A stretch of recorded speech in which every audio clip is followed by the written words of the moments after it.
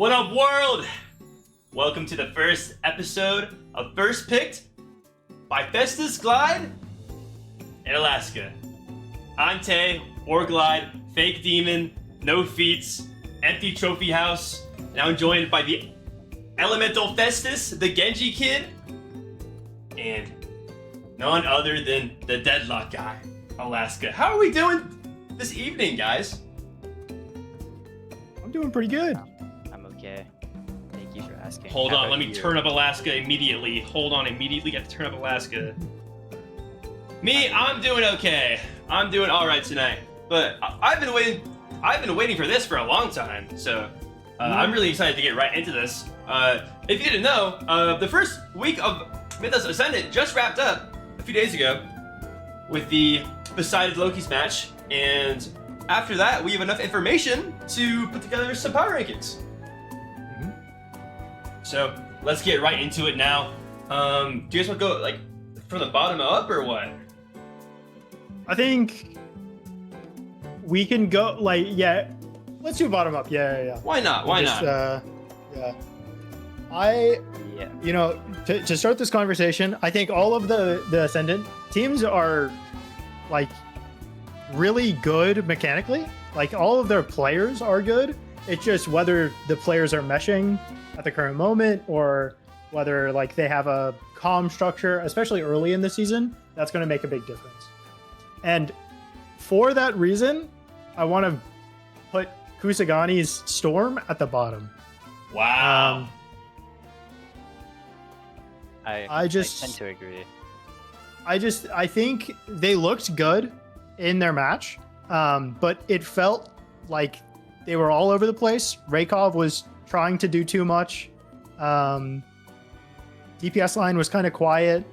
So yeah. Hey man, chill on the King Raykov. That's my guy. Yeah, he was trying to do a bit too much, but I think it was a little bit more than trying. He succeeded. He played very well in some uncomfortable matchups, playing things that he doesn't quite particularly enjoy to play. Like he's not known for his Orisa, right? He's known for his ball, for his Winston, right? And yeah. So but then we get it's like the Brexit and Eggman. Okay, it says Egg. I was like, wait, where's Eggman? Yeah. Like those are two players that you kind of expect to like get back into this season and make like, sorry, bro, I thought I was on loop. Oh my god, I thought I was on loop. That you kind of expect them to like, perform, but I think the talk about having like a lack of comm structure. Obviously, I didn't hear comms, but I can see it happening.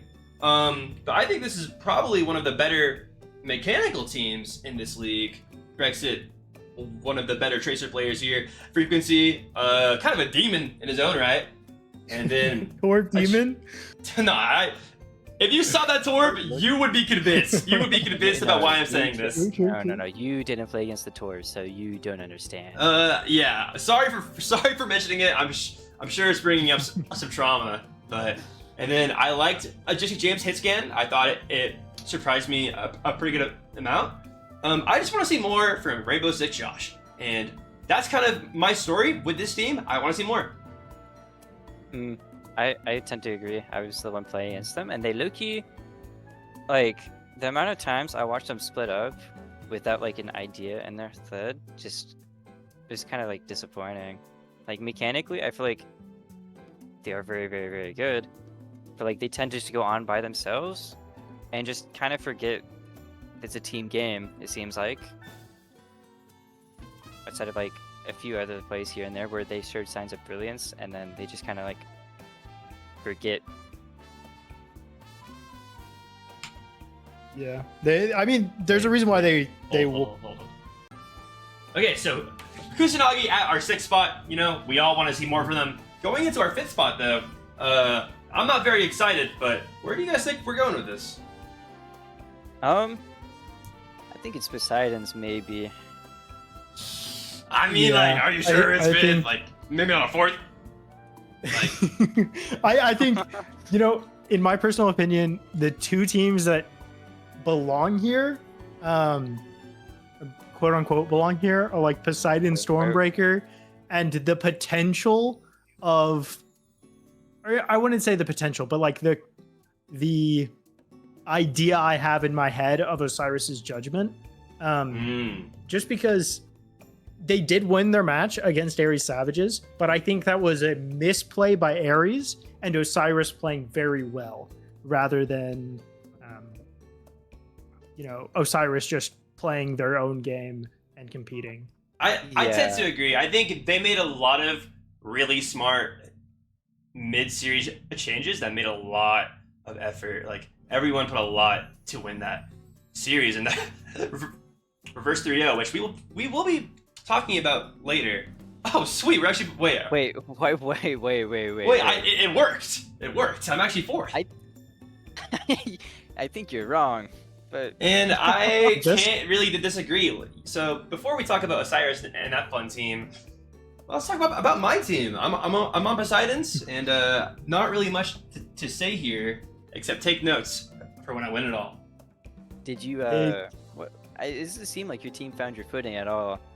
Were you guys just always on the back end trying to like find what works? That's not a me answer. I'm not gonna say anything. Yeah. Okay. We can just talk about my team. Okay. We can just talk about my I team. can't sneak anything out of you. Come on. Okay. I'll give you guys both one question. Okay. And I will answer. I will answer it truthfully. Are you him? Yes. Next question.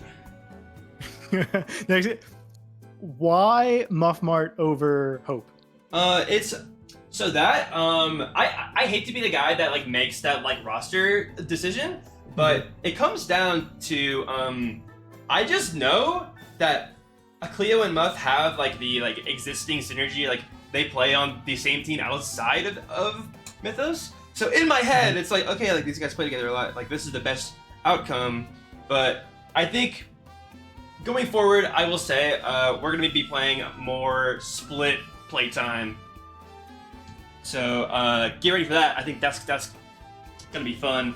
I think Hope is gonna shock a lot of people as they're coming back to Mythos this season. So I'm really excited for this season, and I guess this is my moment to really say that. I think we have a really fun team and as I learn more about these people, I'm just figuring out how much we all want it, how much we all want to learn, and it's kind of a step down from where I'm used to.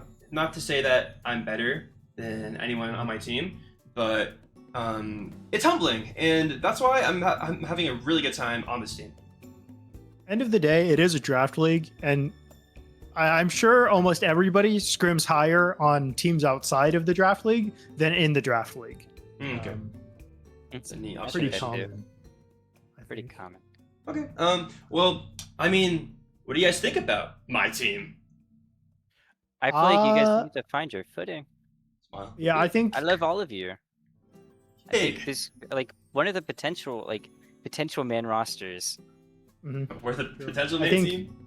Of course. I said this in the game, and it was a little bit of BM, but also like I genuinely think that your teams like scale because you don't necessarily draft for like immediate results. Rather, you draft for playoffs. You want a team that can compete in playoffs, and all you need is to qualify for those playoffs. And I mean, like, I'm on the team with Muff Mart and Cleo outside. That's And right. I think they are some pretty good players. I think Muff and Cleo both have their own issues, though. I think the biggest question mark that I got out of playing against you guys was just, why the fuck isn't Glyde and Muff running on an off angle way more? I think, yeah, like you are two of the most mechanically gifted people on each of your respective roles, and that is a deadly duo trying to lane. That was my biggest question mark outside of the Hope over Muff. That's fair. I don't really have any questions other than a statement. You guys, I think you have a team compared to the other teams at all. Like, I think your team could have meshed well the best. Hey, Like that's it's just With I the think it's exception a of matter us. of time of getting into the lab and finding what works for y'all. right. And I believe that you can do that. I feels like everyone on the team is pretty smart from like what I've seen and what I've watched, and who I know. And all it takes is that one simple click. Hey Taco. I mean, elite duo. Yeah, it's Taco and I. We've been doing a lot of work in this off season together, playing on a team in Lights Out, and it's been a lot of fun. And I would say him and I are making a lot of advancements, I guess, in our play. So yeah, I mean, hey, I'll wrap up the talk about Poseidon's my team by saying I'm really excited for the rest of this season. Now I agree. onto the invert roster. Yes, The invert roster. Oh, Yay! I'm a big fan of this roster. I'll tell you what. The idea of Doom Guy who can play any role in Overwatch is just such a fun thing because you he lose. is ultra flex player. No. Ultra flex. I don't think there's maybe. I don't think there is a player like Doom Guy in Ascendant, and it's not even close. I Maybe. don't think so. And you really Not that can play in Ascendant. Like there's Newports who can play the other roles, but at a higher level. Yeah. But no one can play all three of the roles at the same level in Ascendant. Yeah. Yeah, I mean, say what you want about that. You know, Ascendant is like technically a lower league, but who cares, right? It's all subjective. And I think Doom Guy is a very fun player to watch. From an insider perspective, once they brought out Obo from playing tank and put Doom Guy on the tank, Obo took on more of a coaching role. That's what it sounded like, and I think that's such a fun dynamic. Like playing maps and then be like, okay, here's what my team is doing bad, and then you bring it up after watching them. Like that's fun. I'm a big fan of this FDPS line. Like I think Wet Feet really impressed me. I didn't really know much about him going into this season, but like really consistent hit scan. And then I mean like Invert's my buddy, man. Like I love watching. I love watching him play. There's like he's a funny guy. His hero pool rocks. Like Invert rocks, man. True. Not to mention Invert is- Festus. Yeah, he benched me. I was Whoa. first on to hit scan. He has like one of those hero pools that if you have any like comp you want to play, Invert can probably He's play got the the first DPS Sim. on it. Like he's got the Mei. Like he's got the Mizuki. He can't play nothing else but everything. Yeah. And then He's going so it. comfortable being a team player, and I think that's what makes him so valuable. He really is. He's his comps are so strong too. Like, all right. Exactly. Well, enough invert glaze. I'm sure he's gonna put this in his clip up or something. But I'm also a really big fan of this backline. What do you guys think about Dreadnought Kisuke? Kisuke on the break really impressed me. I'm not gonna lie to you. The amount of times he got in there and just lived, he's him. He played tank previously, ranked out of the division on tank, and it was like, I'll play support. And listen, the way he lives on Brig is the same way he lived on, Winston or Ramatra. It was like you could get him to half HP, quarter HP, but that was it. You could never actually kill the guy. Yeah. And Dreadnought is consistent. Like, again, this is like Wet Feet, consistent, kind of surprised me actually, and did their job. Yeah, no, I was a big fan of this backline. And then you have the experience that Javen brings. From my understanding, he's been a part of a lot of teams. And in the same way that having Obo like look at this roster mid-match and give good feedback, I'm sure he's also in that little coach's corner giving some similar feedback. So I'm a big fan of this team. But they did get a really big win against Ares this first week, but it's about can they keep it up? Consistency will be the test of time for this team.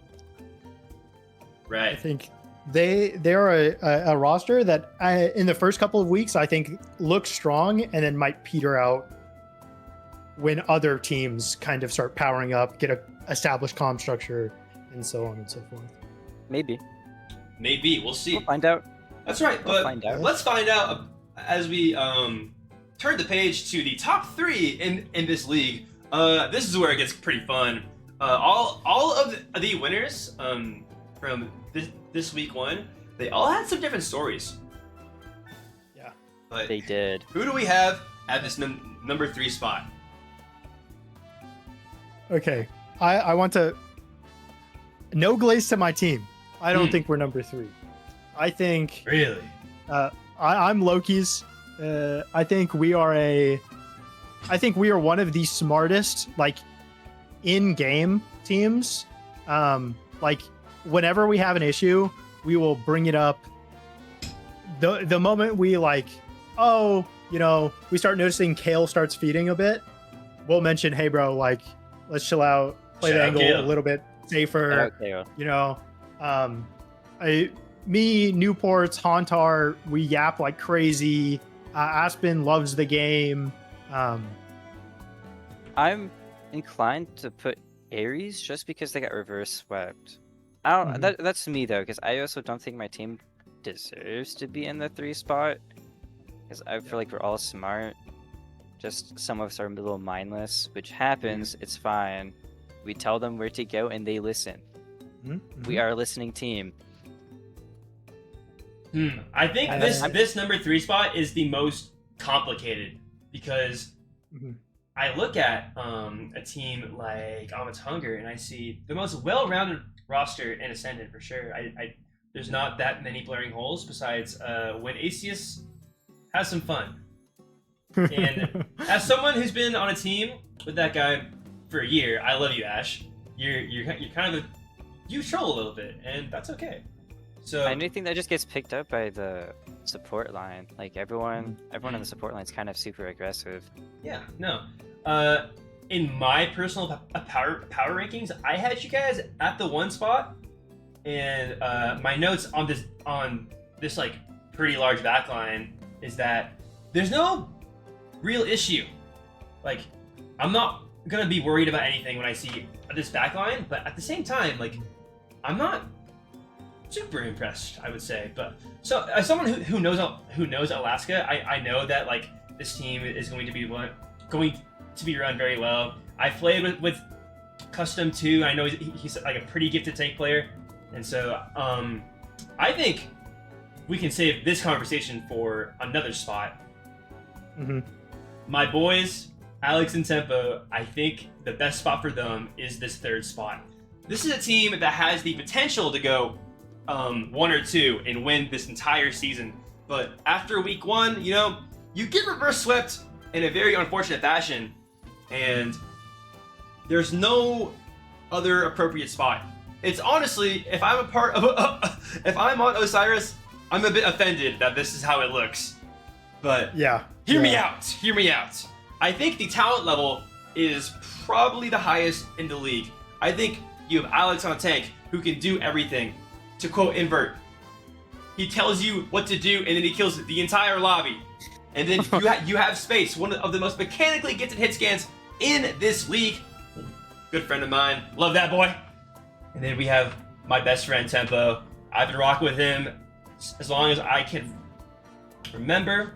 When he's on his game, he's a macro demon and has a strong-ass brig on him. And then this team is rounded out by Cryptic, who's a very strong mechanical flex support, and all of his holes are going to be covered up by Alex and Tempo, who can carry more of the comm side and get him to really do what he really should be. But the blaring issues are I would say, the remaining 3 spots on this roster. You have Leo on the flex DPS, and he can really. It seems a bit limited from my perspective. Like, I would agree. I think he's known as like a venture player, has a Reaper on him, Yeah. and then Sunline, like, very serviceable hit scan. He did get Roll Star in this last season, but Yeah. I think he's just outshined by Space. Then we got the rookie Yuri Riker, as some might know them. I think that they're a very underdeveloped talent I think I see a lot in them that can be like improved upon, and I think it's just an insane foundation that this team is still my favorite to win this season. Other than me, like if I have to take out all bias, you know, like I'm gonna win, you know, I would say it's probably Aries. What do you guys think? But who doesn't think that though? No. Exactly. You have to. It's your second place team. You know, you want to be in the grand finals against them. Yeah. Oh, don't get me started on that. I think Alex is really, really good. I think Tempo's really, really good. I think Cryptic's also really, really good. Like, I don't know Space all that much. I wasn't really watching their game to like have a comment on anyone else that I was really seeing. Sadly, I wish I could have, but I didn't. And then, yeah, I agree with everything you said. I think Go ahead. no, go ahead. I think that's all I need to say. So I agree. When I look at this team, the biggest thought that I have that goes through my head is that this is an embarrassment of riches in calming specifically. Like thinking about the game and talking to each other.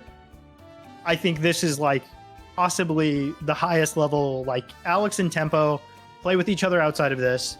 They like being on a team with them. You will get a headache if you play with them for long enough. It's just like nonstop yapping, and they will like if you're feeding, they will mention it. And sometimes not the nicest ways, but like, you know, I think they are an insanely intelligent team and has very high peaks. But going on to the like number 1, number 2, I think you have 2 diametrically opposed teams in a team that is more so pre-existing synergy and like thinking about the game versus in Loki's Serpents versus Amit's Hunger, which is more they just have the mechanics to do everything. They're pretty smart players, but they don't have the pre-existing synergy that some of the Loki's core does have. You know, I think we really, really lucked out for my team, is because me and I, back whenever I was a Flex DPS player and playing the game way more consistently before I became the Deadlock guy, I was on a bunch of Hazard teams. So it feels really, really freeing to play with the Hazard again. Oh. It's so fun to play with the Hazard. Tay, you should know this. I've told you this before. Yeah, well, I forgot. It's been a while. Yeah. But yeah, that is true. But it makes it so much easier to communicate what I'm thinking to people who understand. Because we know, you know, my tank and DPS, Luna have like pre-existing synergies. Me and Aces have pre-existing synergies. Yeah. Alchemy and Chemo, I think they kind of struggled to figure out what they want to do with us, because I feel like their style of Overwatch is much different from me and Custom, what we want to do, which I think might be the only thing that might drag us down, unfortunately. But outside of that, I think we're a really, really strong team. Like, we only have time to improve, just like Loki's. It just really comes down to more, who do we want to put like number 1? Like better, like more synergized tank line where you're more flexible, or more flexible back line? So I would say personally, I would lean towards Amit's Hunger, just because I think that like when we look at the differences, you know, I'll leave the one that I actually think that is more important for last. But the backline, I gotta give to Amit's. You know, I think it's a deeper backline and overall more skilled. The DPS line, little bit more even, I would say. I think ACS and Luna, they probably have like a much higher ceiling, I would say. But I'll be honest with you. I don't know how good a Newport's hit scan is, other than it's pretty good. He is just mechanic. He's just the mechanics guy, I feel. Really? Like sometimes this is definitely his off role. And like watching it, you notice that, but also he'll just hit shots that you shouldn't hit.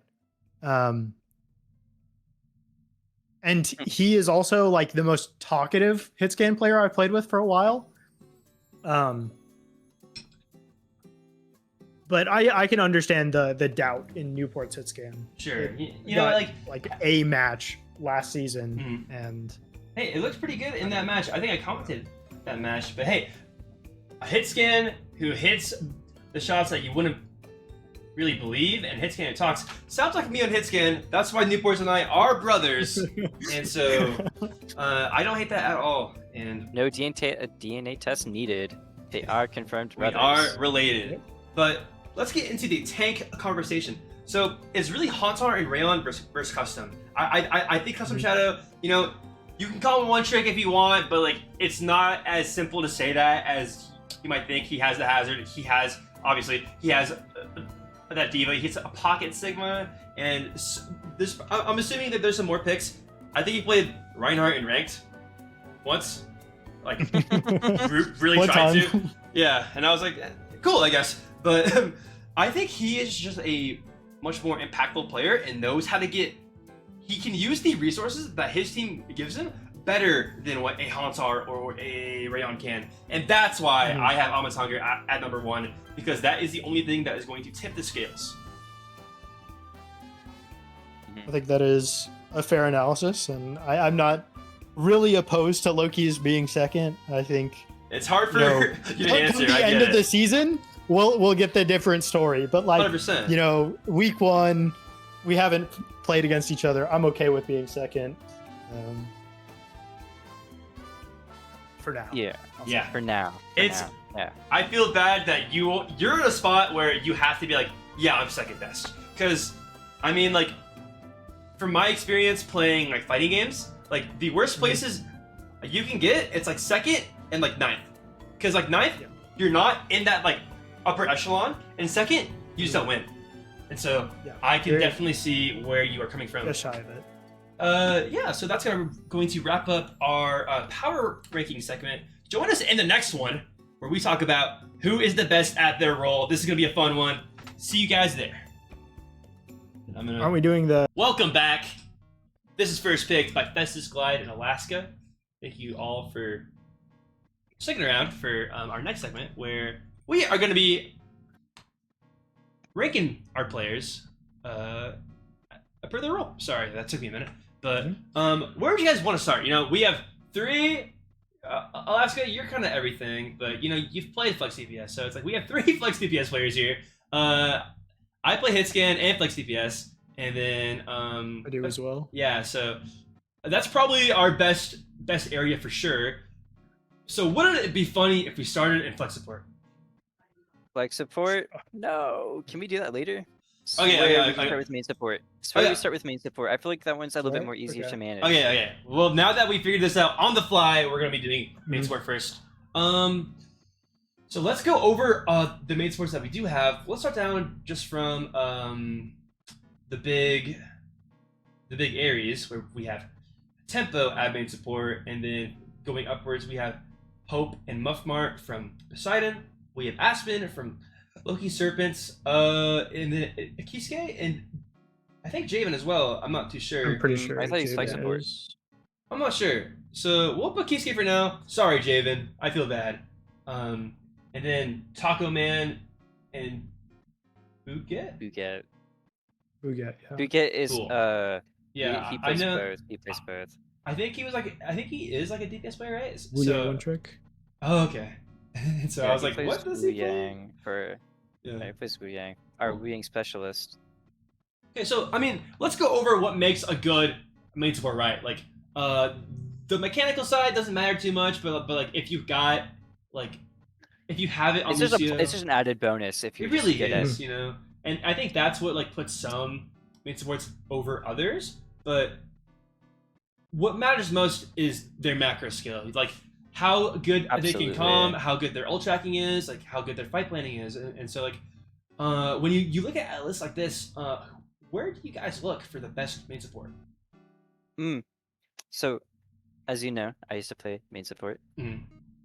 What I would look for is like their mid fight ability to read the game, to read the tempo.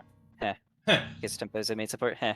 Anyway, to read the tempo of the game, to understand triggers, and just to be like a good position always, almost always. Like that's what I look for, is like how well can they talk to their team and read the fight at the same time while managing their positioning, especially on Lucio. I think that separates them from a bit. I think Cat has made it a little bit too lenient. IMO, I just think Cat is a little breaking. I think Cat has made main support easy. Not ridiculous Cat to and say Mizuki. that. Mizuki, I think Mizuki requires a lot of positioning. You just, like, there's a lot of ins and outs with him. Okay, that shiftability makes it kind of training wheels. I can't lie, but I do think it's kind of training wheels, but like you still got to position hard with that character to 100%. understand. I mean, that's definitely more fun, I would say, but I think you can really judge the better main supports off of their like Miz. I want to say, because like that is kind of like the meta pick right now. Like it's like Miz, and then it's like. And then there's Lucio, and then there's Brig, you know, and then teams play Cat, and those teams people are kind of confused by. That's like an overworking thing. I'm not trying to call out Eggman or anything, but call out Eggman. I made a joke that I said I have not seen Eggman play a character that has not come out in the last 6 months. So, you did say this. I do remember. All fun and games. Right, yeah. But for my pick, I'm gonna be biased. Oh, are we going one or what is this, 9? Let's do 1. What number 1? There's 9 of them. 9. I just got information that Javen is a main support. Thank you for that boss call. We do have that information. Sorry, Javen. Thank you for calling. Yeah, appreciate that. I gotta give it to my guy Tempo. You know, as someone who's played on a team with him. In 3 teams now, well, technically 4 teams, but the first one, it was when him and I were like learning the game. This was like a year ago, so I don't really count it as much. But playing with him on Aphrodite, it really changed the entire tempo of our team. But going into playing the two seasons of Face It that I've played with him on a team called Hollows. That team is my baby. Rest in peace. Shout out Pug and Majin, who are not here in Mythos, but they're here in spirit. They're alive. Shout out KO too. I love KO. I love KO too. But yeah, so I got Tempo. I think he does everything you want a main support to do, and he can play them all except Cat. And even then, his Cat is something. So his Cat is serviceable. It's just he just gets bored and feeds. 100%. On our current team right now, we only use Cat as we play Cat Cass into Cat Bastion, but now that that's not really something that you see as much, we haven't played it in like a while. Yeah. But so yeah, I got Tempo at my 1. Yeah, I think I would tend to agree. I would tend to agree too. Yeah. It's just sometimes the main supports get bored and you kind of see them feed, which is very funny. It happens. Cool. It happens. You know. I don't. Main support feed timer. Whenever I was playing main support, it just happens. It's like an instinct. Actually, it is. Yeah. Realistically. Well, moving along. I'm gonna have a lot more to say about my past teammates, you know. But at my number 2 spot, I was really impressed by Kisuke. That's something who I would want to have here. But what do you guys think? No, I think I'm tend to agree. I don't think. From the games I did see, I think Kisuke is one of the most really, really good main support players that really spoke out to me. He's my knight in shining armor if I was his flank support. Actually. How good is his Lucio? I think he's a great player. I think he played at Break Cat. And Loki, his break was really, really clean, and then I don't remember much about the Cat because I think I stopped tuning near the maps. Yeah. He's a controller player. So that's my only... Might have a limitation on the ability... Maybe that's what Javin is for, and that when they need a Lucio player, they put in Javin, and Kisuke just plays everything else. Yeah. Okay. Probably. That is kind of interesting. I didn't know that about Kisuke. But having a limited hero pool, it's not all that because it really all that matters is about the macro of the game. And Kisuke also, he's got the break mechanics. He can do everything that you might ask for. I got Kisuke at my 2. Let's keep firing through these though because we do have a lot of main sports here. Who do we got at our 3? I think this is starting to get harder. Yeah, I agree. My personal opinion, you gotta put Aspen, one of the main supports from Poseidon, and Eggman in this conversation. I think that should be. I was leaning towards Aspen, but I don't remember much about them. Aspen, but like that, I think that's like that's just the thing with main support though. That's Loki. Is none of them really speak out to you unless like you see them like actually like doing everything. Yeah. I didn't really see much of Aspen that left to be desired. You know, he plays the Miz very serviceably, and I think that's like, you know, that's a big check mark that you got to hit. And he's got the pocket Wu Yang, which seems like his like preferred pick, and I'm cool with that. But I really I want to see more of this guy on the Briggs, the Lucios, the Junos. You know, because that's a underrated pick depending on the team. You know, that means Sport might play that Juno. So I really want to see more from Aspen. But what I have seen, I think this is a very flexible player. I wouldn't hate to see at 3, but I think we can keep talking about who is at 3. Yeah. I think Eggman, very like, if Cat can be played on a map, he will play Cat. He's got it. Like, it's locked previous to like logging into the game. I'm not super impressed by his other heroes, but they're not like not serviceable, if that makes sense. Right. Yeah. And then I think both Muff and Hope, you probably do edge it out to Muff just because it is the week 1 power rankings. Muff was the one that was playing in week 1. Yeah. But I think both Muff and Hope are very flexible players and are pretty totally mechanically good. Yeah. Muff just needs to work on his music keychains, in my opinion. No, I think Muff is a very serviceable Miz, and he's more of a Lucio guy anyways. Personally, I think I can say this as someone who's on this team. I don't like the idea of ranking Hope. I don't think, like, we haven't seen them play yet. Personally, don't want to rank them yet because there could be some inaccuracies. But between Muff Mart, Eggman, and I think we were saying Bouquet, right? Aspen. No, Bouquet hasn't played. Yeah. Bouquet didn't play. Oh yeah, okay, sorry. I was locked up in my thoughts for a moment, but between those 3, I kind of like Aspen at that 3 spot. I wouldn't. Yeah. I think Eggman is kind of a player who's kind of stuck to one main character, and it works out really, really well for him. So he doesn't really want to venture out to be the more flexible. And I think that's just what brings his ranking down, in my opinion. Is he got really, really good at one character. To the rest, like everything else is just okay. Aspen has the characters to round out. Muff needs to work on his other characters, as we said. Who is the other one we're talking about? Oh, Eggman. Eggman, Muff, and Aspen. Oh, Eggman. Okay. I think Aspen just rinse it out just by like hero pool, and not to mention winning their game this week. Yeah. I think this works out. They were hitting some key shots on Wu Yang whenever they were. It just overall a little bit more impressive than the other 2 from what I've seen. My back line loves Wu Yang. Either one of them. They will just click that hero. I feel bad for Kale because I think that guy's Wu Yang is fucking awesome, but nasty. To put my opinion in, I feel terrible not having Muff at the 2 or the 3, but I would personally give him the 4. I think he just has like the better hero pool, and it really just like his understanding of the game kind of I'm not gonna say eclipses, but it's Mhm. just enough up to where I'm a lot more comfortable putting him at the 4.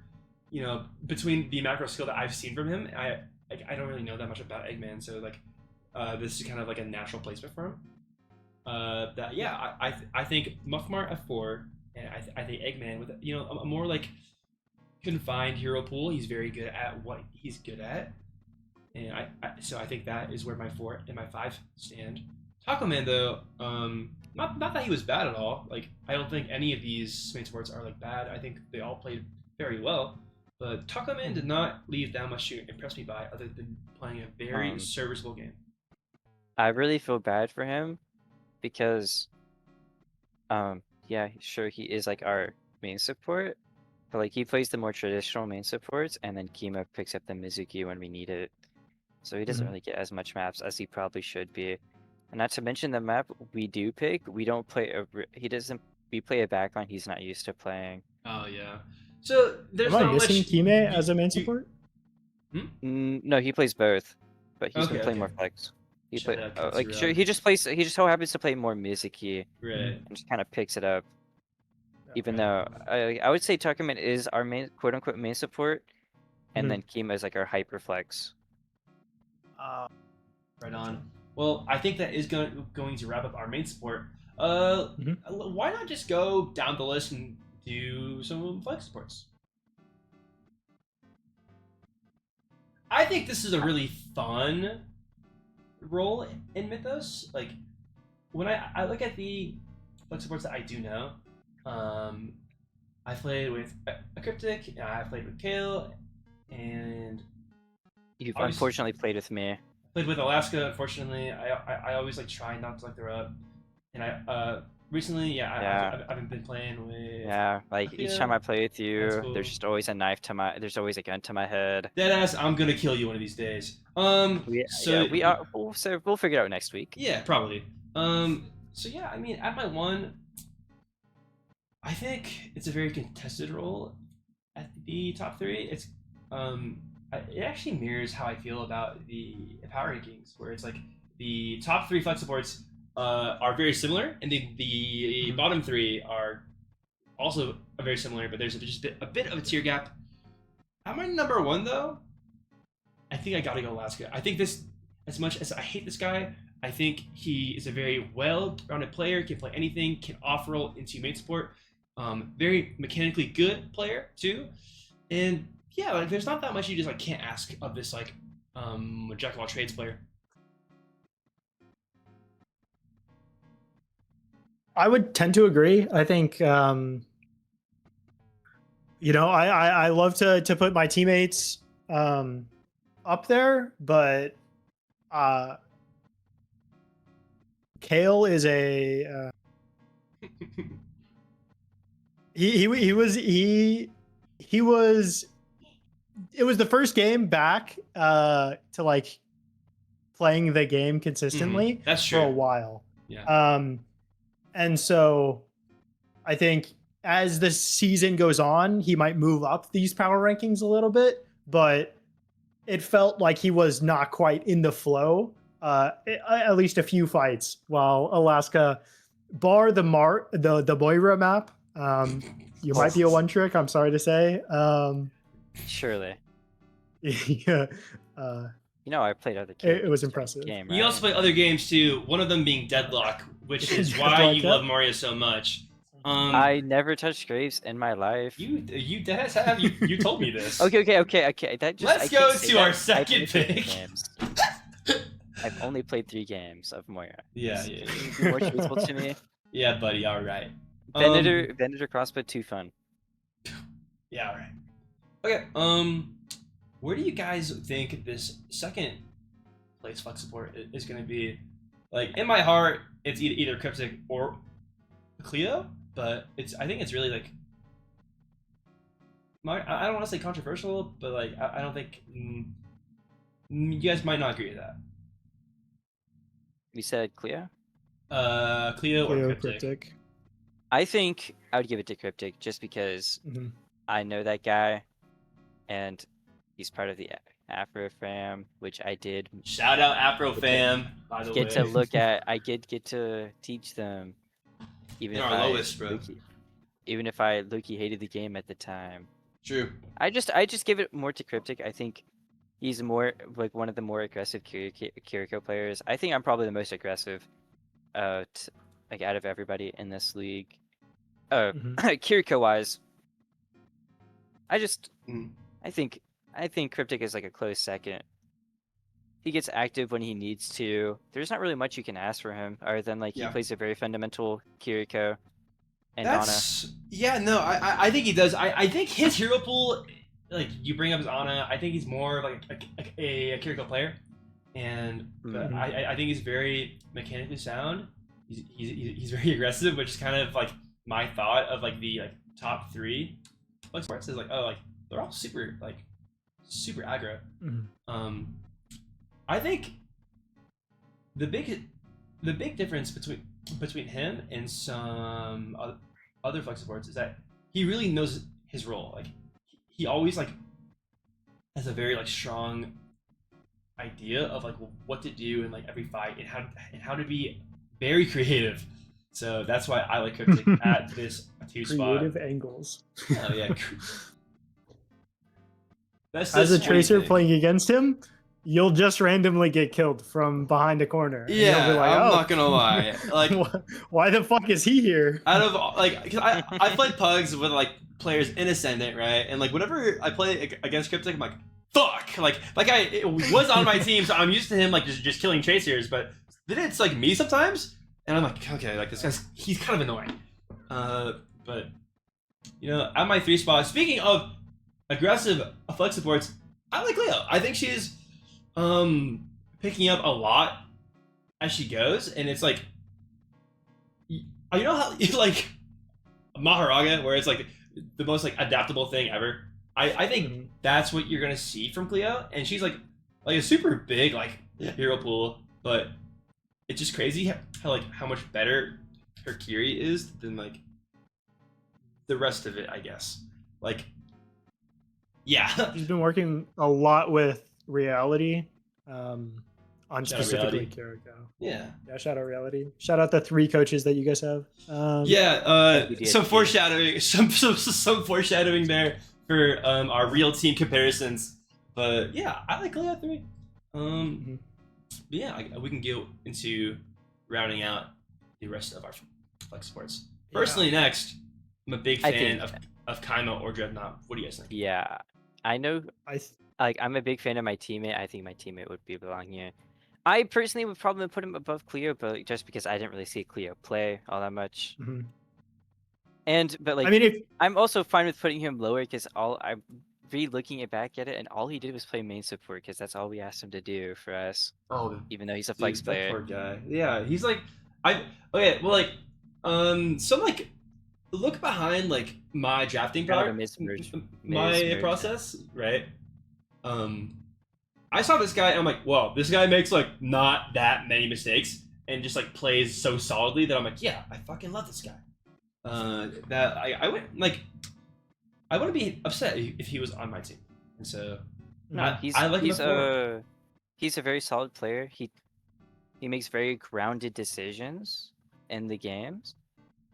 And he doesn't really tend to push his luck as like a lot of other people do. And I think he would deserve to be higher. I mean, in my opinion, I think he would go higher, above. I think if he played more flex support, yeah, that's what I would say. You really have to see. I really like playing with him. He's a cool guy, very funny. Like, you know, he's a very solid player, a very fundamental based player. Like, there's not really much else you can ask for him other than to be like the playmaking guy. But I don't think that's really his shoes to fill. Yeah, there's not much more to really say about him that hasn't like already been said. I feel like just like a very, very, very solid player. Do you guys have any thoughts about who's a 5th? Because I think I do. I think it would be Dreadnought. Should be Dreadnought, yeah. I think this guy could be the top 2 depending on how this season plays out. I think he's a pretty eager to like learn and play, and he's hungry for wins. And from what I've seen from him, I'm a big fan. Yeah. I think Dreadnought is it's a player that I haven't seen enough of, like personally, for me to accurately rank. And flex support is a role that I haven't really paid too much attention recently, which is why I'm kind of sitting in the back of this conversation. But of what I saw, Dreadnought like didn't have any major mistakes, played exactly what he was supposed to do, and was a very instrumental piece in the reverse sweep against Ares Savages. Because they do have Alex on tank, who, if you are mispositioning on flex support, he will just delete you. Yeah, that's kind of his thing. This is where I would like to say now. I think the backline for Osiris, I didn't say this before, but they understand their limits really, really, really well. Good point. Like, I feel like they've limit tested enough to understand and how to like navigate their character and how to navigate through fights, that they understand when and when not to push their limits. I would like to see Dreadnought get a little bit more active for me to be like confirmed to say this, but like obviously Kisuke like knows his limits. I think Dreadnought just needs to play a little bit more, and I think he'll like learn his limits, and we'll probably see a little bit more aggressive plays from him. Fair. To like boost up his rating. Yeah, I think we all can agree Dreadnought at 5. Yeah, it's unfortunate because like Alaska is the only one who like plays this role, and I can only judge people from what like I've seen. I mean, I did watch the other 2 matches. Obviously, I played in my own, and so that's why it's so convenient that I've played with Kale. I think this guy, when you get him on the right track, he can do whatever you want him to, but it's about getting there first. Which it can be a bit of a process. I love Kale, but I do think 6. With slow start. He does have slow start. He is Reggie Gigas, and so I like him at 6, honestly. But and Rainbow Josh, I said my piece about Kale earlier. I think very solid player, very smart. Just kind of getting back into the rhythm. And Rainbow Josh, we were talking about it a little earlier. I wanted more from him. Solid player, like, but there was just moments where I felt like he was lost while the rest of the team had ideas, at least, of what they wanted to do. What sucks about week 1 is because no one's on the same page. Yeah, and I could definitely tell inside the game that we just had a better game plan than they did to like help win it. Like we knew what we wanted to do more. I feel like there's more communication going.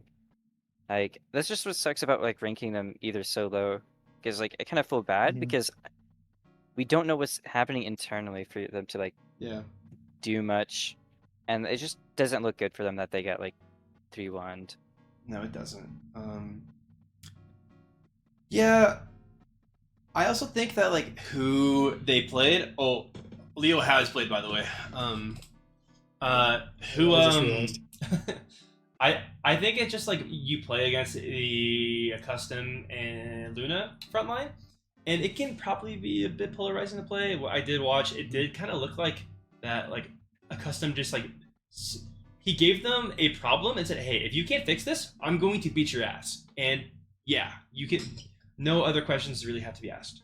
But yeah, I think that's gonna wrap up our Flex Support rankings. I know Sunline has a Flex Support on him, but not much to really write home about because it has not been played yet.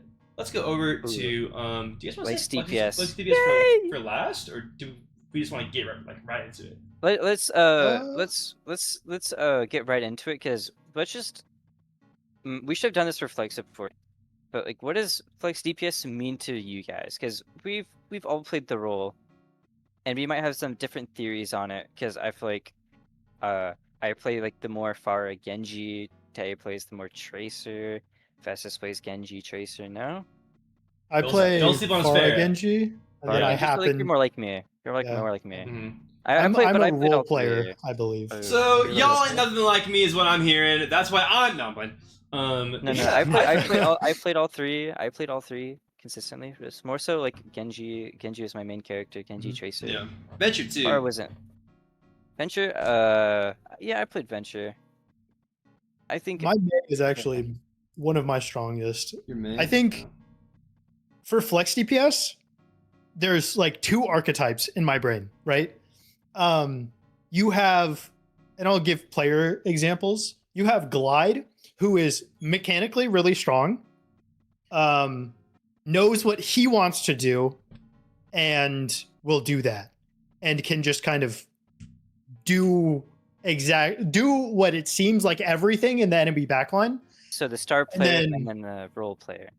Yeah, and then what I believe is me, which is like someone who can kind of guide a team with their tank into exactly like what the entire team needs to do.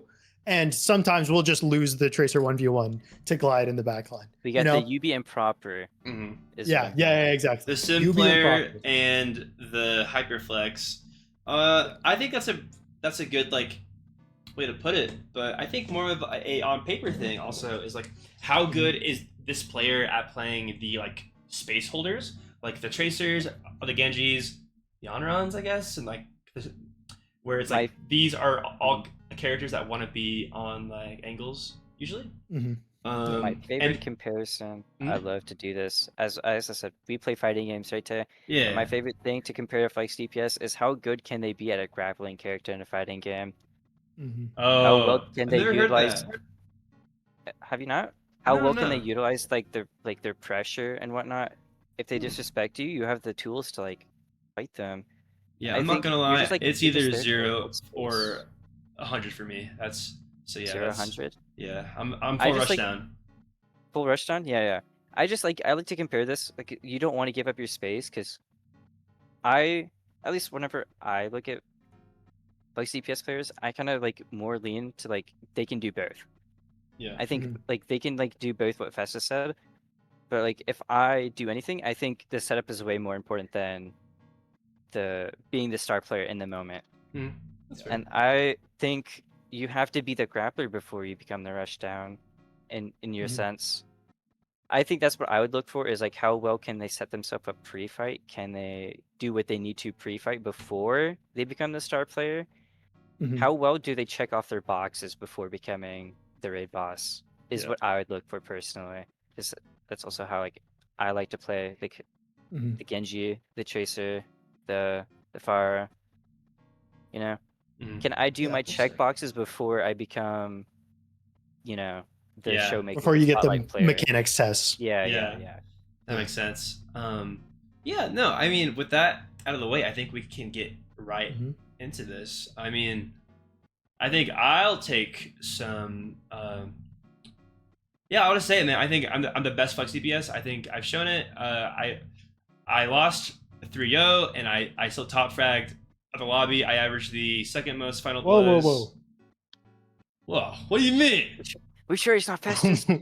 I'm pretty sure you didn't top frag because Okay, my you know team, what I mean by like, top frag. Like I Yeah. averaged the most final blows, other Okay, than yeah. Rayon, who only played one map, so kind of Mickey Mouse. Yeah. And I played 3, and so you had double your team's elims. I will give you that. I think that I'm a very impactful player. I think my hero pool can be a little bit lacking because I'm not really one to play the Mei or the Sim. I think those characters are kind of bitch made, so I kind of stick to the characters that you can instantly see how good a player is.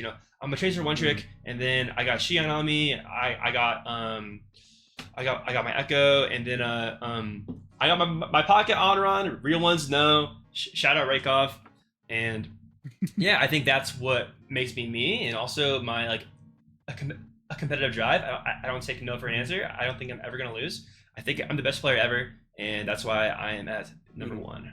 I think I agree with this. You're a very strong player, very, very strong. I mean, it's not like just anything, but like you're a very strong player. You play the Tracer. You play the characters that you like to be flashy with. You like Yeah. you like to be, yeah. You're the showmaker. That's what if you're any type of Mhm. archetype is like what I would put you for like flex DPS. Yeah, that's Is fair. you like to be the showmaker, and I think you work really, really well in it. I think I'm very, very hardworking. I'm not like I'm not without my flaws. I get nervous a lot because not that I put so much like pressure on myself, but like competition. Expectations. I'm not the greatest at it, so when those lights are bright, it doesn't matter how well I play. I can still just lose. So but with that in mind, I'm confident with me at 1. And yeah, going into our second pick. I think I have 2 ways of thinking about number 2, right? Yeah. I personally think I am, like, me as an individual, I think I'm the second best flex DPS. I think that might be a little bit of a hot take. I know lots of people hype up Luna like crazy. And I think me and Luna are in the conversation for 2 and 3, in my personal opinion. I think where Luna's more your style of flex DPS, while I'm the UB. You know, like I play Tracer. I'm a serviceable Tracer. I'm not going to get gapped every single engagement, but you know, coin flip. All right. Also, you were avoiding the Tracer 1v1, by the way. I played Tracer 2 maps, and you didn't play Tracer at all during those. All I gotta say. Hey, fair point. Tracer sucks right now. I'm a Xion merchant, and hey, I did it with 3 characters, and who's gonna be posting the clip dump? I think that true. Between you and Luna, like I do agree. Like, I do think it's a pretty tough conversation to be had because there's not that much of a gap. I think Luna he takes you out on the mechanic side. I think he has I think he has like a history of like a headscan player, and so with that kind of a background, that kind of sets him up for playing the more like I think really strong angles. It really comes down to what style of play are you looking for, because I think they both are on the same tier, just different sides of the coin. It really comes down to what style of Overwatch do you want your flex DPS playing? True. And I think he works on well on my team because, you know, we play super aggressive Hazard. Yeah. And you work because you play like the setup ball, the Ram. So you guys it really comes down to tank merchants, it sounds like. I would have always said that I depend on tanks. Yeah. I can't Luna do has the shit by drive myself. to play by himself. It just really comes down to like, of course. But it just really comes down to what do you think more style is like? What do you think is more prevalent of like team play? But like if this is like individual rankings, I would probably have to give it to Luna, maybe because I'm team biased. But like his style, I think your style of play, Tay, just looks better on rankings, just because you, I guess, are looking more flashy and looking more impactful than what Festus is doing in the back line. It's in like when like if we're gonna say that like I'm like a playmaker and Festus is a role player, like then like by textbook definition, like this is how it's gonna look. And I kind of agree. I think I'm biased because I kind of play like Luna as well, and so but no, I mean I think rankings would look different if you heard comms, but rankings would probably be different. We don't talk about fair. Comms here. So we don't talk about comms. We're just looking anti-comms here, unless server. you're supposed to tank. Hey, I got some pretty good comms on me sometimes, but yeah, I like this. I think we're good to go on to our number 4 spot. For me, it's between Invert and Brexit. Yeah. This is the fun matchup, and I cannot wait for these 2 teams to play because I think they're fairly similar. I remember there was a match that didn't count because I fucked up, where we played Amaterasu Sun Guard, I think is what it was called, and like I gave Brexit the work, right? But when it was time for me to get off Tracer and play something else like Onron or Genji, I don't know. Invert was giving this guy some fucking hands, and I think Brexit is like probably like the second or the third best Tracer, but and that's all that I really see from him. He's got a Hanzo on him, which is random, but he does. But it's a long-standing joke with the Amaterasu guys because I was friends with most of them, and every time they mentioned Brexit in the Flex DPS matchup, I simply said, put him on anything other than Tracer, gap that guy no problem. Fair. I think he's a Tracer merchant. He is crazy on the Tracer. Don't get me wrong. But I personally put Invert in my power rankings above him because Invert is that player who can play anything you need him to. He plays a very serviceable Tracer, Genji like crazy, Pharah, Echo. And don't get me started on Cool. his sim. Oh my goodness. They call him the UB of Ascendant for a reason. And I think that's why Invert Brexit Who is calling him going this? to be. We are all saying this. Who is we? We are all saying he is. I love him. Okay, and then I think it's Yuri Leo afterwards. Yeah, I think so too. I don't think there's like much to say. Yuri was matching Invert on the Tracer that first map, and then afterwards, I think Yuri kind of like fizzled out. I don't know what happened with him, but like I don't think he. I don't know what happened with the comms there, but Right. I think hypothetically he from should have been what- keeping up with Invert. Yeah, right. Like in theory, I think Invert really scaled though. Like he kind of he shined when he wasn't just on the Tracer or whatever. Like because he can play everything. But I think Yuri Riker. I think they're. I've kind of said my thoughts on them. I think they're good, but I think it comes down to how good are they going to be. So I don't expect them to be towards the bottom at the end of the season. I do think though that Flex DPS is arguably one of the most well contested roles in Mythos. Maybe I'm biased, but I really think it's like 5 upwards.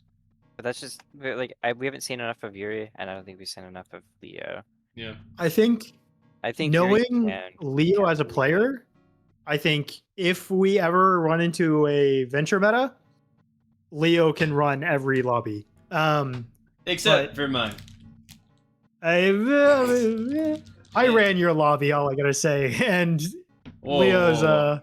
but besides the point. Riker feels like a unpolished gem almost, right? Yeah. Like you could tell me that at the end of the season he's the best flex DPS in the league, and I would be like, okay, There's a I world. exist, but like there's a world where he is Thanos, and there's also a world where he sits at 6. And that the is rest a of the world season. where Glyde is found dead in the streets of Portland, Oregon. So I think that is like I think that kind of just like rounds out how this is going to look. What I think, this could be like only time will tell, but I think Riker definitely has the potential to become the most improved player. That's a all of the very content. fun conversation. That's okay. Like I know this is gonna be a conversation for. I don't know if this will be a conversation later. Probably will be, but Yeah. I definitely think Riker would be definitely like in the conf contender, if not the contender for me. Yeah, I agree. I mean, okay, to round out our flex DPS conversation, Frequency has a pretty cool on him, and I just gotta mention that because I played it in scrims, and I think he plays it in matches. So yeah, shout out to our Frequency for being someone who can do it all. Torb guy, Fucking on guy. You have Forgetful here twice. Oh yeah, Oh, forget. I was about to say, I'm like, damn, we have 10 hit scan players. What do you guys think about the hit scan role in this season? I don't know. You want me to be brutally honest?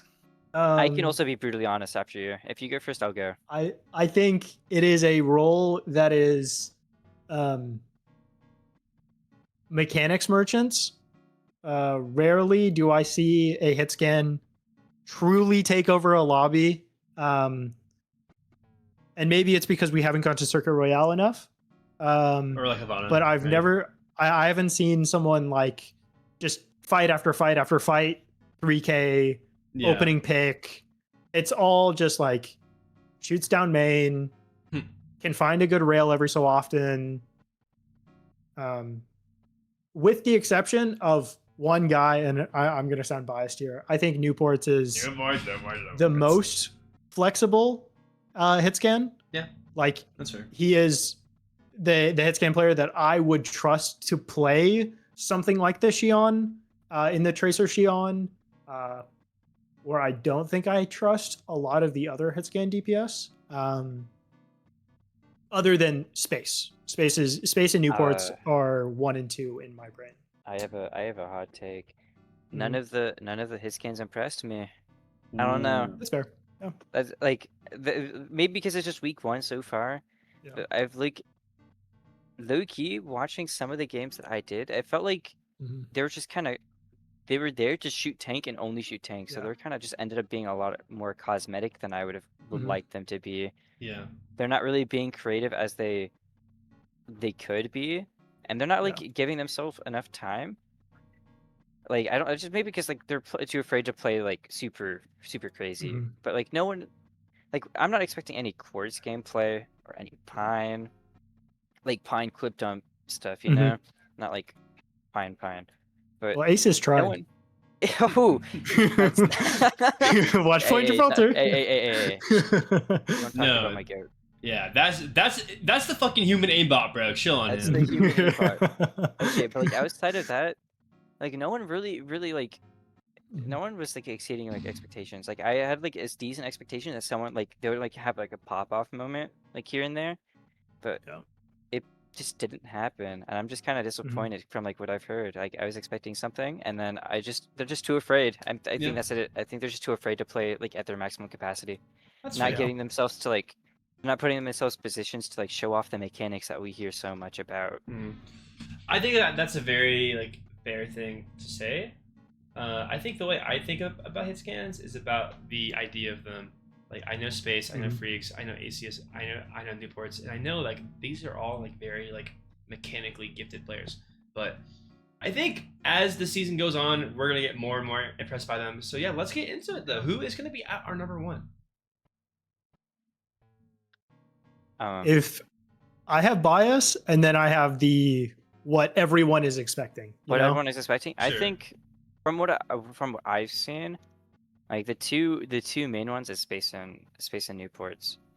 But like even like space, Newports, and Whitefeet are probably the top 3 that I've seen like actually like I've seen them like get kills here and there, and I think those are the 3 hit scans that I would put in my top 3 personally, and then probably AC's at my 4th. I think that's a fair top 4. I just don't remember. I don't like. Okay, I'm probably being like super mean here, but like I just don't remember much. And I only put Aces at 4 because he's my teammate. I love Aces. I swear I do. I love Ash too. If I had to do a top 5, I'll start from the heart.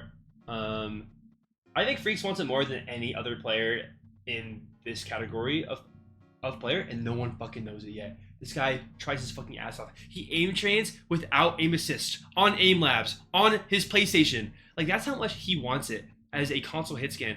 People will doubt him because of the platform he plays on, but I expect so much more, and we're gonna see it. But I do think you got to put either Newports or Space at that 1 and 2 spot. I've hyped up Space a lot, and people say that he didn't really perform as much as we would have wanted him to, but I think he played okay. I think it came down to the choices that he made. But I think he's very good. Yeah. I think Newport's played very sound though. I will never expect this guy to play that wrong because of his like understanding of the game, his history, what he plays other than hitscan. So yeah, I can see that, and he's also just that's my fucking Valorant duo, bro. Like he's got that aim on him, bro. Like it's all good. But yeah, no, I mean, then I got Space. I hyped this guy up so much, and I think he's gonna end up number 1. But after that showing in week 1, you gotta say 2. You gotta, and that's with the exact same reason the unproven Whitefeet really showed us why he should be at that 3 spot. And then yeah, I mean, I kind of agree with this honestly. Like as I'm like saying it out loud, I'm like, yeah, no, ACS is at the 4. He is the human aimbot, and he will have a map where he just dominates every fight. Trust me, I've seen it. In my last season of Face It, we started out like 2 and 4, terrible start, and then we won like I think 7 or I want to say 8 games in a row. A lot of it was ACS. So yeah, he is going to be surprising a lot of people. And then I've already said my piece about Freaks. I think this is going to be a different list next week. Now, what do we think I definitely about? do.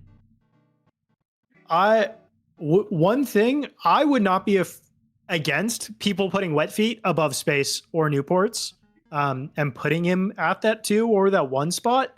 I think he was probably one of the more impactful players on Osiris's Judgment in the reverse sweep. Though I don't think like there is a little bit of the like He's the rookie versus the known players. Yeah, exactly. We have expectations for Newports in Space, while Wet Feet is like this completely new factor. Mm-hmm. Who knows? He could turn out to be the Ons of 2020. True. You could say that. I mean, these next 3 hit scans, I think they're all like pretty solid, but my thing about them is that like not much really stands out besides like Jesse. I think I feel really bad for Hitscan. Like, yeah, that's fair. I think it should be a lot more competitive than what week 1 has showed us, and like hopefully in week 2 this changes, because I feel like really harsh about my earlier statements now thinking about it, but I feel like I'm kind of I just want to see more. That's Hey, honestly like we said, it's only week 1. There's a lot that can't happen. Mm-hmm. Someone's got to be the bad guy though, so thank you. But yeah, I mean 6 through 8, I do agree with that. But I don't even think like being at the bottom of this list is not even a bad thing. Like I've seen Frequency do some crazy ass shit. He's like, I played a script against him where he dunked on me, man. I'll say it. And Frequency, new to DPS. Yeah. Previously a tank player, ranked out, wanted to play with friends, and swapped roles. Yeah. I think if you give Frequency a Bastion map, yeah, you are going to be breaking your monitor, because Frequency and Egg will not come to the rest of their team. Just say up. I'm looking, I'm looking whoever, and they'll run your pockets. Shit, man. Yeah, I can see that. Yeah. definitely see that. We should probably get over to the fucking elephant in the room, though. Mm-hmm. I think this is the most well contested role in Mythos. Tank, man. Like, I think the gap between a lot of these players, it's not that wide, honestly.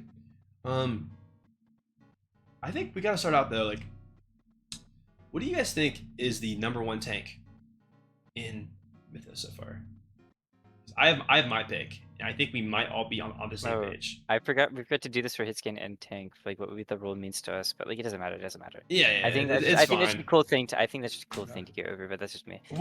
People watching this know, right? Like, People watching this know, obviously. Mm-hmm. I think it just comes down to flexibility versus like how well someone can play the character. How well can someone pilot their main character versus flexibility? Yeah, I think that is the biggest factor between 1 and 2.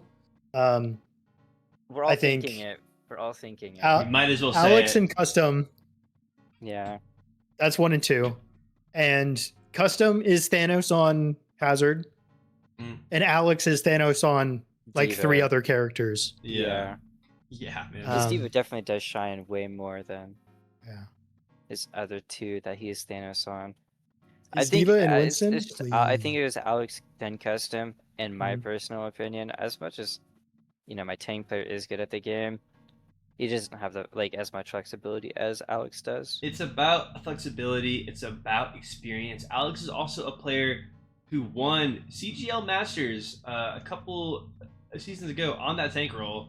He played out of his mind there, and on PC now because he was a console player. Console gamer. He's been making like a lot of like improvements, and I'm on the same team as him in Face It. Shout out Remnants. Yeah, I just think he deserves to be here. He is the best macro player. His micro is good enough, and he can play every tank on the roster except like I don't know. I can't really think about what he can't play. But He got a ball on him. Oh, Yeah, that thing. Yeah, no. Maybe we keep the ball inside, but The no. wrecking wheel is being worked on. The as wrecking we wheel. speak. Yeah, it's in the shop. Yep. So I think we got to put down custom next though, because this guy is like out of the other like He just a quote- pilots his unquote characters one-tricks. so well, and he does it at Mhm. such an efficiency compared to everybody else in Mythos and like every other tank in Mythos Ascendant. That is just really, really hard to compete. Like, this is another person who knows the ins and outs of their character, and like, just knows their limits. Mhm. He may call for something like freakish, outlandish things, and it works out because he just knows his character so well. It's just really, really hard to compete against someone on that, like Yeah. against that. He also has the mechs to back it up. You know, Hazard Nice. is a character that if you can't just hit the one shot sometimes, you just press the H key and spawn. But Yeah, he has the mechanics to back up the Hazard. He can play a really serviceable diva, as we were talking about a little bit earlier. He's not as much of a one trick as people think. He's just very good at that one thing. On he's top a one of trick. the flexibility. Surely one trick. Surely Yeah, he's only a classic. one trick and nothing else. Man has Hazard, easy Yeah, I'm map saying this win. as his teammate. I know. I'm his teammate. Eh. Yeah, Eh. that's such an Alaska thing to say, bro. Oh my god. Okay. I would say this about the rest of Apollos. I know everyone's a one trick on that team practically. What? I'm not a one Yes! chick. Yes. Yeah, shut up, bro. I play hit scan now, by the way. I'm not even just. Oh, you know what? Let's go into the I want to number see 3 and I spot. want to see you on your main role. Okay, that's fair. But, Nah, he's getting benched by Raiden. It's unfortunate. like, so what, bro? The guy who taught me Tracer starts over me on Tracer. Like, what am I gonna do? True. So yeah, I mean, Invert it's like me and Festus Invert. all over again. yeah. Don't Number ask about 3. how whenever he takes hit scan, it low key looks better than mine. But at number 3, This is hard. This is a really hard one. Like all of Everyone these else things- after this is so close to each other. It's really I really hard agree. to give, like, We should honestly leave this 3 spot open and then just go right to 4. No, I'm playing. No, we should we discuss. I think by here, we just it's so hard. I think personally, it's so hard to like like who would be the top if we just went through that. And I think it would just be like easier if we kind of start at the bottom. In my opinion. Mm-hmm. That's fair. Just because I everyone think- is so even. And like so Is close that to each other. easier? Hard. I'm trying to think through. Probably. Like, I like putting my next tier of tank players in my head. Right, is Raykov, Doom Guy, Hauntar Rayon. Just in my head, right? In your head. I think Taco's an insane player. Obo's an insane player. Like yeah. But they were Not the getting best cut out showings. in the first week. Yeah. Because like and Obo only this played is one map. a week only, week 1. But like Rayon is an example of the custom of like he knows his character really well. Yeah. More extreme. Yeah. One trick. Very, very much more extreme. Plays a character that doesn't die either. Yeah. I'm more inclined to keep Rayon lower. Not only did he play one Mhm. map, but like he's also just Yeah. kind of like the ball specialist. Dude, one Yes. day he's gonna be freed, man. I've been saying One day this he'll be whenever this guy can just play whatever the fuck he wants whenever he wants. I think he's gonna be a demon. But until then, you can't really say that much about him. I think it just started. I think it's easier at the bottom because like we have like I don't know, like Obo Taco. I feel like that's a better discussion than discussing 4 people in a row to who gets that That's third fair. spot. That's Yeah, right. Obo only got one map, so I'm more inclined to put him lower than Taco. I tend to agree, actually. I think Taco, he got caught out a few times, Not but as like Obo got like like cut out by Diva bombs like 2 to 3 Yeah. times. No Yeah. comment. that not- is That's that's not. going to lower your rank a little bit. more It's than not the best thing. I think Yeah. then it goes around as what we said. I think he's like Yeah. more like a specialist, even though he's really good mechanically.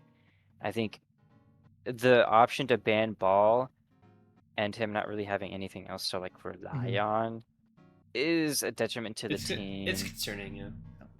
Very concerning. My thoughts on Taka, because he is my teammate for the past, I want to say 7 months now. If you judge him from our match, I think it's not a good showing of how he is as a player. I think when you're trying to implement new ideas into your game, you're not gonna look amazing, and especially when you don't get as many resources. Hey, because I'm gonna admit I took like way too many resources in that match that I played. I think I made him look not as good as he really is.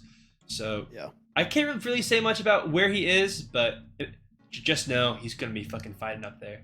So I think Taco just had about a week 1, and if he gets like, if Poseidon irons out some kinks, Taco could so easily be fighting for this 3rd, 4th spot. 100%. It just 100%. Just off of week 1. Yeah. But let's talk about the Hauntar Doom Guy Raykov thing, because I think this is interesting. You have Doom Guy and Hauntar. I mean, we'll see if Doom Guy just plays tank now. Doom Guy had a match. Thanos showing, so I'm like more inclined to put him higher. I think you gotta put the guy who beat Ares, who is projected to be like a strong ass team, right there at 3. Yeah. You're putting Doom Guy at 3. Interesting.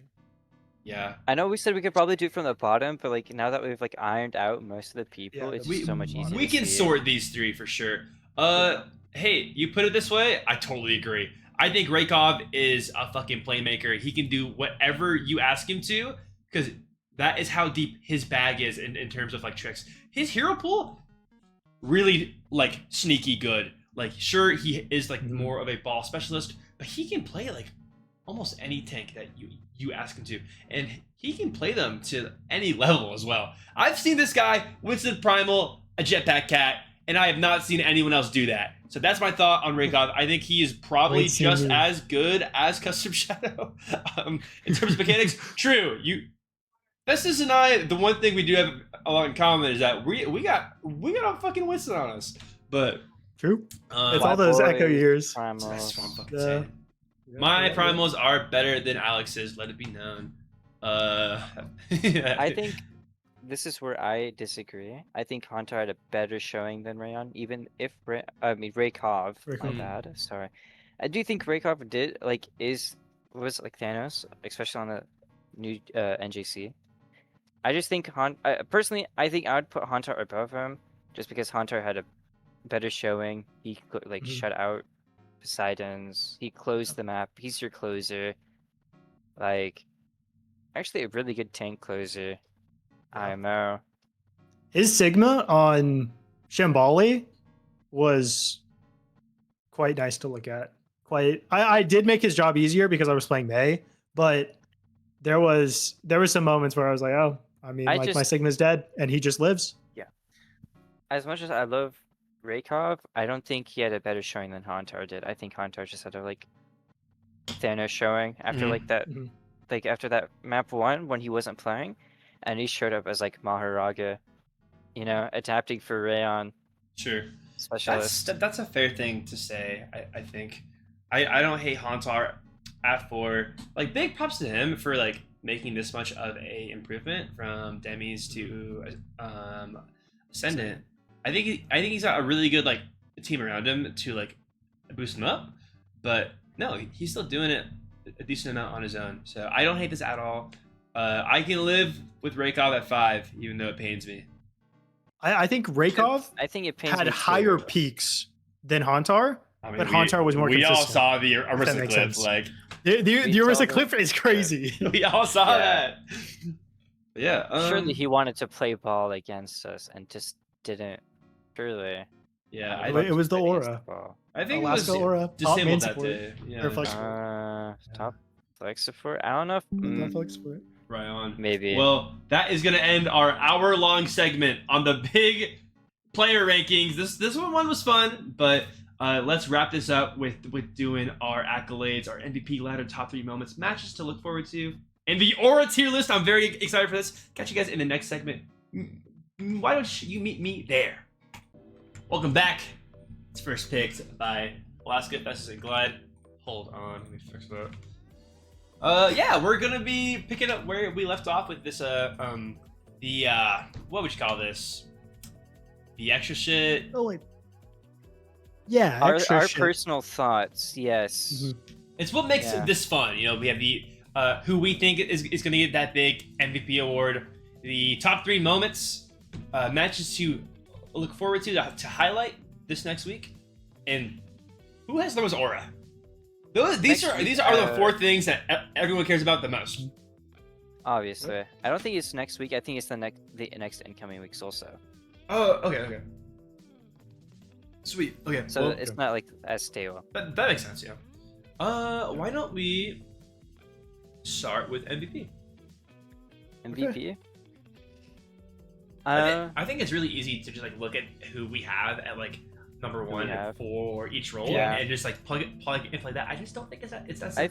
I feel like it's just so easy because like support is gonna get looked over, so we'll probably have them Mhm. lower. I think the highest of highs is probably a tank player, probably Alex or Custom. I like. Do it's you not, like, put ordered?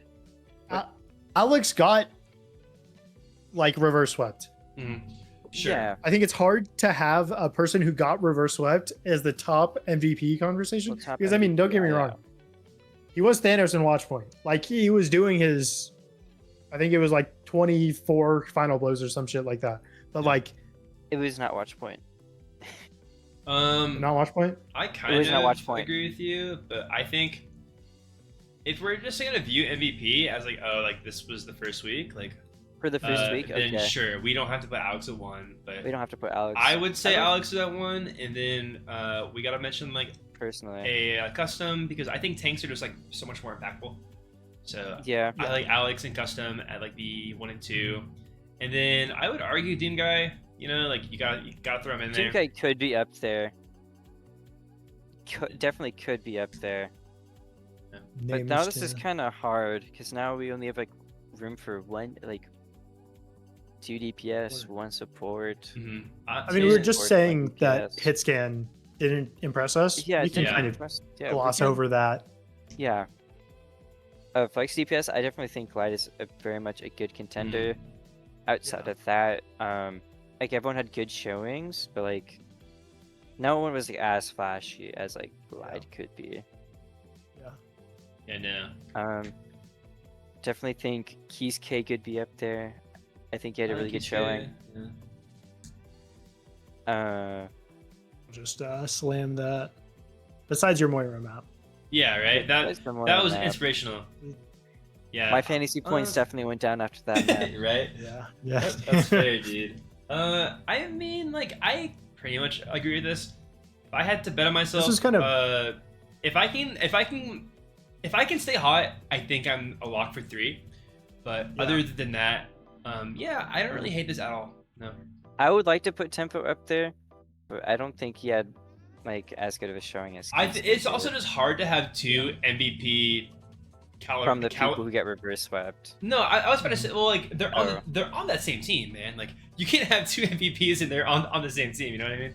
Yeah. Yeah, But yeah, this is kind of I how mean we're feel doing about it for like 2 of the teams though, so like how hypocritical are we? That is true. Well, But I feel like that comes it's- down to that dynamic. It's tank and support, which I think kind of it's like you tell me a tank and flex DPS are on MVP ballot together. That's like the same old, same old. Hmm. A tank and like a flex support, same old, same old. Sure. Yeah, I I definitely think- think there's a lot of like good people to get MVP, but I feel like from week 1 purely alone, I think this is what it should turn out. If like week 1 was to be like replicated 6 different times, this is probably the MVP letter you would get around. Sorry, Kisuke, Okay. you're a main Very support. You get honorable mention.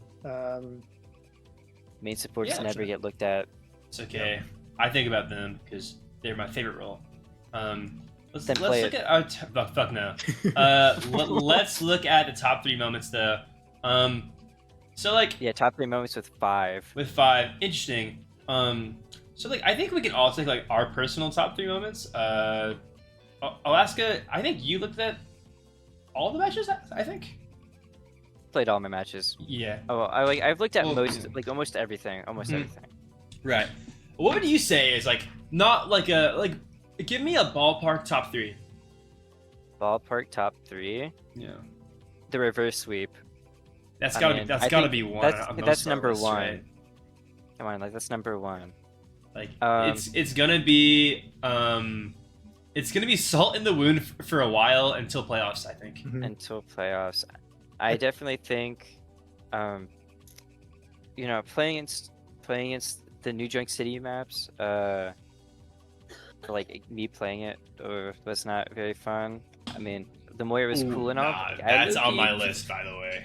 We don't talk about it. Low-key, Glyde, New Junk City, LeBron Cavaliers fucking like I think we put blue the New game Junk type City shit. maps because no one else played New Yeah. Junk City. Like, there's just a lot of happened on New Junk City. A lot of good Mhm. and a lot of bad. Yeah. And then number 3, I mean, we just got Obo dying to Diva Bomb like 5 Whoa. times. Jesus. I mean, it happens. We could put Glyde hitting the stake montage. I mean, you hit stickies all like that last map. I could put my personal favorite and The Glide 3K but- where I kill myself. no, I was gonna say AC snooting in front of the Mauga and getting stomped on my AC own is game. AC is sticking a golden Orisa. Kind of tough. Okay, I would probably put my favorite moment. AC is going 6 and 10, But it's not even his fault. Like, let's be honest. or like, oh, his ultimates. Oh, what about to put the watch point with the watch point ults? I mean, Okay, I'm gonna say my actual answer for whether we say this it. 3 spot. I think you can put it here because I don't like. The rest of them is just me making fun of ACs or making fun of somebody, and I don't really Yeah, want no. to. Let's not do that. Honestly, I think that some of the like coolest moments they were on that like New Junk, but I think we have to highlight Rykov. I think saying just both New Junk City, this guy fucking. I'm not gonna say deadlift because that's a little bit disrespectful, but like he put on a showing that was so inspirational that I wanted to play Orisa afterwards. So no, doing that was insane. So props to him. That is definitely in my top 3. Yeah, I think. Where's Theseus? I just think both New Junk City maps really, really good, and there were a lot of really, really bad. It's just unfortunate that it turned out the way that I lost and you lost. Funny how Just that both New Junk works. City maps, I think, Mhm. it's just they're like both really good watches Mhm. for anyone who wants to. Like, we have the underdogs for Poseidon, hoping they would win, and then whatever I did Agreed. on New Junk City. You know, the off meta New Junk City comp Yeah, that we the pulled off out. meta Off the meta. off meta deadlock guy really gave us a good showing, bro. Like they're both really good watches. 100%, I agree. But yeah, let's head on to our matches to look forward to. From what I understand, we're doing this as a season overall, not just next week, because obviously next week there's 3 matches. So this is for overall everything. Looking at this though, like what do we have as our number 1? Like I could see it as like a I think Amit's Loki is gonna be fun. I think Amit's anyone is fun. Like I think Ares Amit's is gonna be a good one for sure. Mhm. Mm-hmm. I think that could be number 1, but that's like all the way in week 5, Mhm. and a lot of like Yeah. stuff will be changing by then.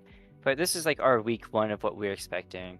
I think Amit's versus Loki's really, really good. I think Amit's versus Ares would also be really, really good. Just to see, like, I think Ares could and definitely can beat us. It just really comes down to like if they But have Loki's to- can't. No, no, no, Interesting. no. I'm talking about Interesting. no. I'm just talking about Ares. Like this, like depending Yeah. on how like the far the week goes, and if they find their footing, they definitely can beat us. Like Mhm. That's another thing I'm personally looking forward to, and I'm mostly talking about my team because I look forward to these matches. Yeah, right. Yeah, I get that. I obviously get to beat my friends, but that's for a Personally, different thing. I really want to see Osiris play Omits as well. I think that could be a fun one. Really, really like underrated. This Big and, like, underdog energy. Like, if Osiris can keep being a giant killers, then like yeah, like this is gonna be a fun ass team. So I got that. It's at least somewhere in my top 5. My top, I don't really have a top 5 though because it's mostly things that I'm excited to play in myself. But if I were to pick for others, Omits Loki's, Omits Osiris. I mean, like, I really want to see Loki's Ares. Like, it's just one of those things where it's like, You want to see the top people go head to head. Watch. pretty much. Yeah. Like, I mean- I think there's. Oh, that's annoying. Bro, this keeps happening to me. So annoying. What's happening? Nothing, bro. I'm good. But Sure. Omits Osiris. So yeah, we could just keep saying top teams, right? Like we obviously Like, people say this- want to see Omits Ares too, but I think a good one for week 3 would be you versus Storm. Personally, yeah. Do we want to just say week 3 matches? I think all of week 3 looks good. Like Ares, yeah. Like all of those, like week 3 looks really, really cool. And I think week 3 is something everyone should probably stream their own POV of IMO. Yeah, Have I someone agree. commentating it. There should be some commentary yeah. for every week, Hopefully- every match that week. Hopefully that can be done. I know this first season We was a little bit scuffed. I don't know too much about what happened, but what happened. So like week 3, let me double check what they are. Like, if when we talk about like the storylines, right? It's like Akusanagi's and Poseidon, Taco, Raykov, 2 players who shared playtime on the exact same team on that Aphrodite squad. Like, it's just a fun thing. Like, the team of a brotherly early love are playing, and like we're gonna see who's actually better. And I think I love playing Brexit. I think he's a good player, and I have a good time playing him. And so that's the main 2 things for in terms of like those kinds of like storylines. Just because we don't have anything else, it's really about matchups. Speaking of storylines, week 2 shows up Festus versus Invert for Flex DPS. Dude, I heard he benched you, bro. I heard he benched you. I don't think we talked enough about this. I don't think we talked about that. Yeah, he benched you. Yeah. Yeah. No, hey, all good, bro. Like, I've been benched. Festus versus Invert. I'm really excited to see if I think I was talking to Alex about this. If he can eat every Tracer player's pulse bomb too. Ooh, that is on his list. Okay. Well, wait, that's week 2, right? Osiris. Look, yeah, that's week 2. I mean, that's this week. I'm talking week 3 storylines, which like I know like Week 3 storylines. is- There's a lot of we're storylines that could go highlighting. on. Yeah. But I just couldn't pass up the moment to speak about Festus versus Invert this Yeah, this week. That's fair. it's iconic. Yeah. I It's haven't very lost iconic. against that guy in a game, by the way. This guy just can't. I think you sold your soul. Anyways, like Almond Hunger and Osiris, it's like kind of what I was saying. It's like, oh, I really want to see how this like giant slaying team is going to do. So that's why you got to be excited to also watch them in week 2 and in week 3 as they play those top 3 teams. What a hard schedule, by the way. You have Holy what's facts. predicted to be the top 3 teams in the first 3 weeks. I mean, Yeah, I think they're gonna punch a third ticket if they can keep playing as good as they did last Tuesday. I think that was. So yeah, but these are kind think of the what matches. what might be, yeah, we can just leave it at 3. Yeah. Because like we practically have 6 in number 2. Yeah. I mean we have like 3 in number 2. Yeah. Three and number 2. Yeah, pretty much, right? But now we get into my favorite one, the aura players on each team. We can start Do from you the want to bottom. order this? Do you want to order this this? is by, like- ordered. This has to be ordered. This has to be ordered By amount of aura. Yeah. by amount of aura. Mhm. I think Raykov is the most aura player on his team. I agree. True. But is he the like? I don't think he has. all of these players. I don't know is if he's, he like, at gonna the be like? Yeah, exactly. So I think we identify who's the most aura out and of then we everybody, move him around. Yeah. and then we put them there. Aces from my team for Has to be. sure. Hear Has me to out. be Aces. Rayon for. Not Rayon? ridiculous. to I say think that. Rayon Not has like ridiculous to say. insane aura, wins his map, and then sits on the bench like a Sits happy. on his like, bench for the rest of the game. Yeah, 6-man of the year aura. I could see Wet Feet or Invert too. I think Invert's got it, bro. I think think Invert's- the way we're- he we might talks be biased. is We might no. be biased, The way though. he talks to people Ruthless. after beating them, it's tough as fuck, bro. I can't lie. He's what I wish I could be. So Invert, and then it's just Alex now. It's Alex, Alex, Yeah, and and then we're then missing. Gun. I think from Tay's team. we can probably say it's just me. You, Taka, or Muff in my heart. Yeah. I think Muff is a very funny player. I watched him He is, in the tryouts. He seems very Yeah. funny. He's a Oh, but freaks he's a good though. guy.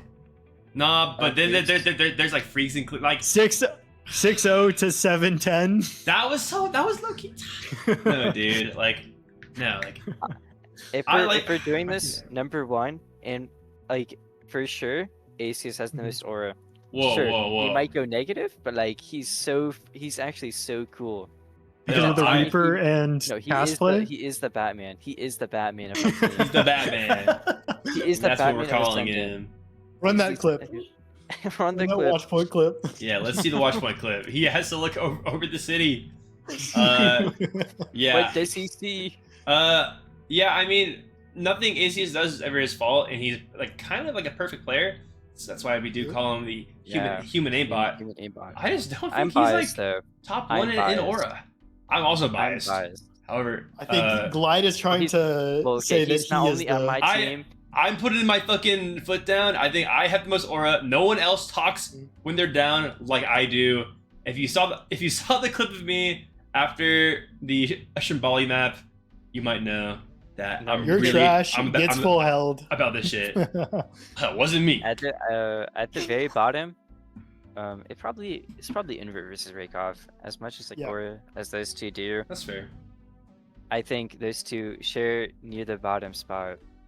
And yeah, we'll put Invert at the bottom because we're biased. He benched you. He did bench you. Yep.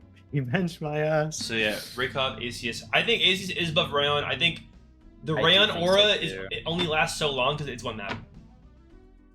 It's one map, and Aces has some great moments so The far. in League ACS One, experience, so. it will never stop giving.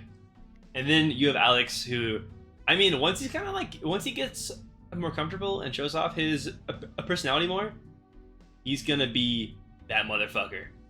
But yeah, You hey, if we don't have anything else to say, which we shouldn't, I think this is gonna wrap up this segment of First Picked. I agree. Right on. Well, Aces, yeah, I need to spread the Aces agenda.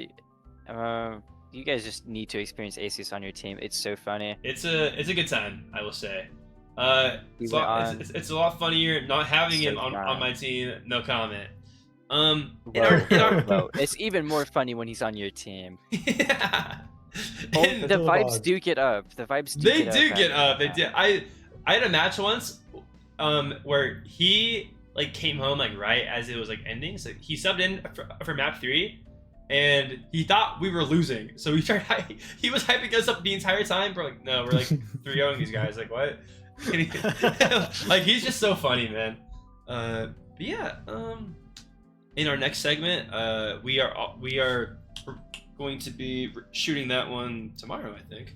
But we're gonna be talking role stars and some controversial things. Who's overrated? Who's a feeder? And then a little fun fun note. Which one of these teams are actual Overwatch teams? Poseidon might have 3 coaches. But yeah, thank you all, and we will catch you in this next segment. Have a good one. Good night.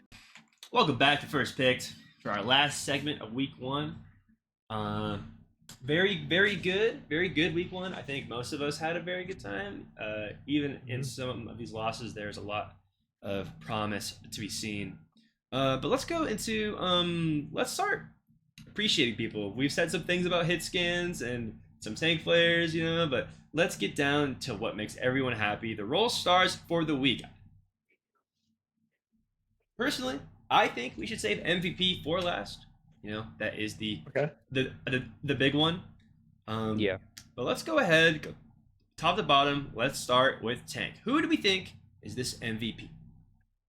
Okay, first I want to ask, how are you guys defining role stars? Like in my brain, role stars are just like the people with the most impact on like either their win or making the game as close as physically possible. Yeah, I see it as impact as well.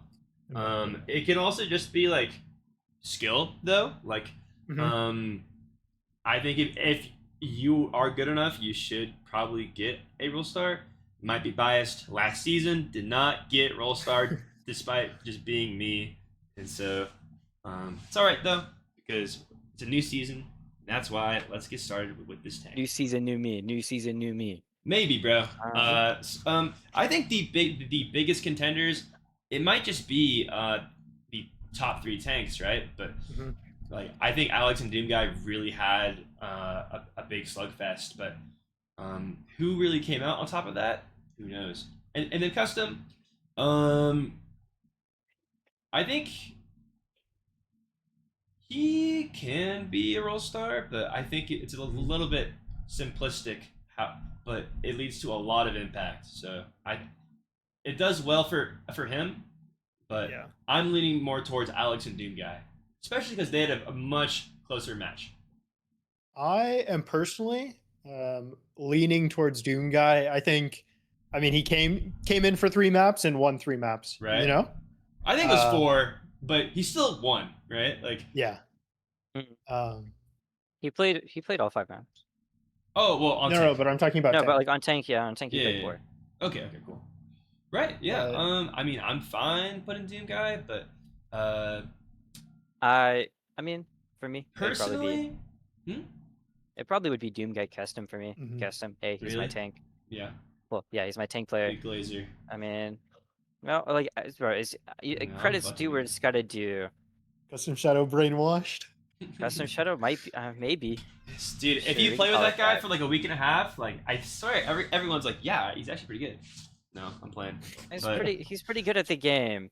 My pick is probably gonna be Alex. I think a lot of his team, they struggled a lot more than he did in the tank role, and so I think he's gonna consistently be getting these, win or lose. He's always gonna be putting up a big fight. So I think it's Alex. I can see Doomguy, and but I think it is probably between them because of how close that was. But you could say custom. Yeah. The fun option is Raykov. True. Fun option Raykov. He was actually my second pick. Really? Yeah, we're just rubbing salt in the wound. That's all we're doing to me. I'm down to go Doomguy. I think very flexible. He diffed Alex the carry on Diva? No? I'm pretty sure. I wouldn't say that. He didn't. He did it. Okay, but like in the terms of stats, he low-key had 0 deaths on New Queen Street compared to Alex. Sure. Well, that is kind of how it works. The winning team usually has less deaths. Is that how it works? I mean, he had 0 deaths. He low-key kind of doing a lot. Yeah, I'm fine with Doomguy there. Going on to DPS though. I like to do hit scan and then flex DPS, or just like have one of each because it just feels that way we're still highlighting both roles very well. We can start with hit scan. I'm gonna be very upfront. I think it probably is Newport's. I think this guy is probably gonna be a role star lock for the season. He does so much for his team, and when he wants to, he can just decide to win with his brain. So not True. a lot of there's not very many players who can do that. Just like move people like with their minds and just like make everyone explode. But I think Newports is going to be up there for me. That's I fair. would tend to agree, not only because he is my teammate, Yeah. but I also just, I mean, playing in the lobby with him, it's actually just so much easier because, like, I can trust that my hit scan is good for at least one fight every point. Yeah. Um, Alaska, as the Yeah. resident hit scan hater, we gotta have one. Who do you I mean, got yeah. at this hit scan roll star? There's a lot. There's a lot of hit From like scans. there's a lot of hit scans, yeah. Maybe I'm probably leaning towards Wet Feet mainly because I think he was one of the bigger parts outside, like in the reverse sweep outside of like Doom Guy swapping the tank. But like I don't remember much of Newport's. I know he played Sierra on New Junk City. I know he killed you That once. that was a Um, that seemed like kind of a fun pick, but sometimes when you're winning that hard, sometimes it doesn't really matter the hit scan because yeah, it's such like a I relative don't role. like. It just seems like he wasn't very vital compared to like the rest of his team. That's I mean, fair. like, yeah, sure, it's hit scan, and he's Mhm. always getting his one. As like we said, he's a very smart player.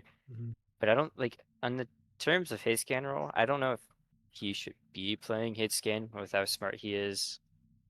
Yeah. I think it's just kind of like talent kind of wasted. But that's just Mhm. me. It's more like I, the only talent he can give is hit scan because you can't play anything else here. Yeah, like, he is. oh He's pretty good at yeah, the game. I'll say it. He he's is. pretty good at the game. No, No glaze. that guy's my But all the go. glaze. I'm I'll like I glaze said, Newports till I I die. like I love Newports.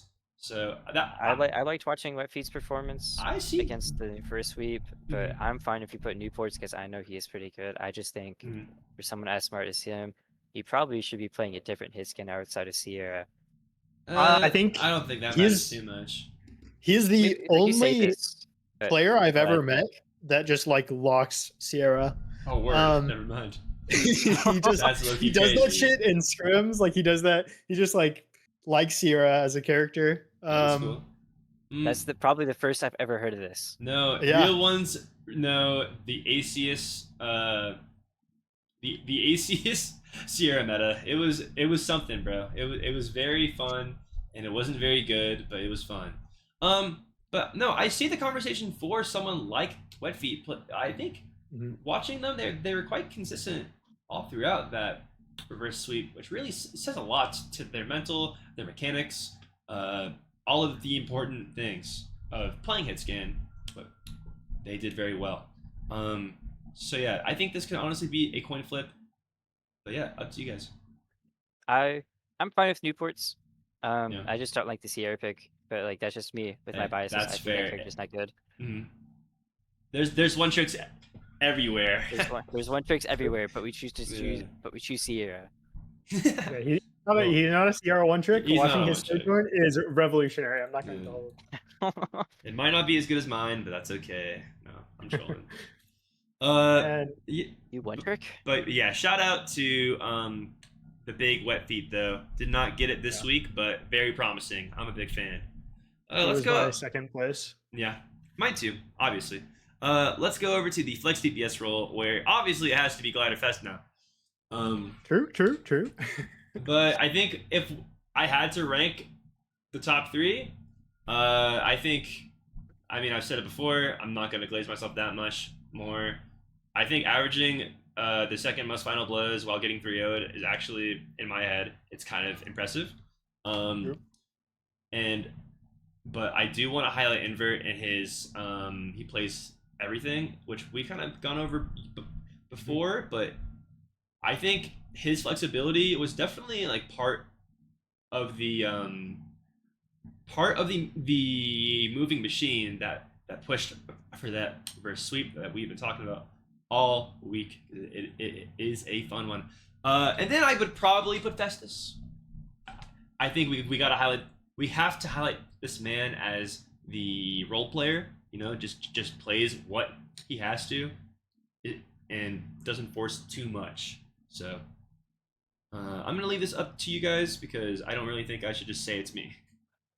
Uh, on my list, I have two players. I think this is going to be a pretty consistent thing. I think we're all going to mention at least one Osiris Judgment player for each Yeah. of these, just because I think getting that reverse sweep that takes insane mental and like Yeah. consistent gameplay. Invert was putting in work on Tracer, so it's not just his flexibility, but he was like low key gapping Yuri for a few maps there. But I think it has to go to Glyde. I mean,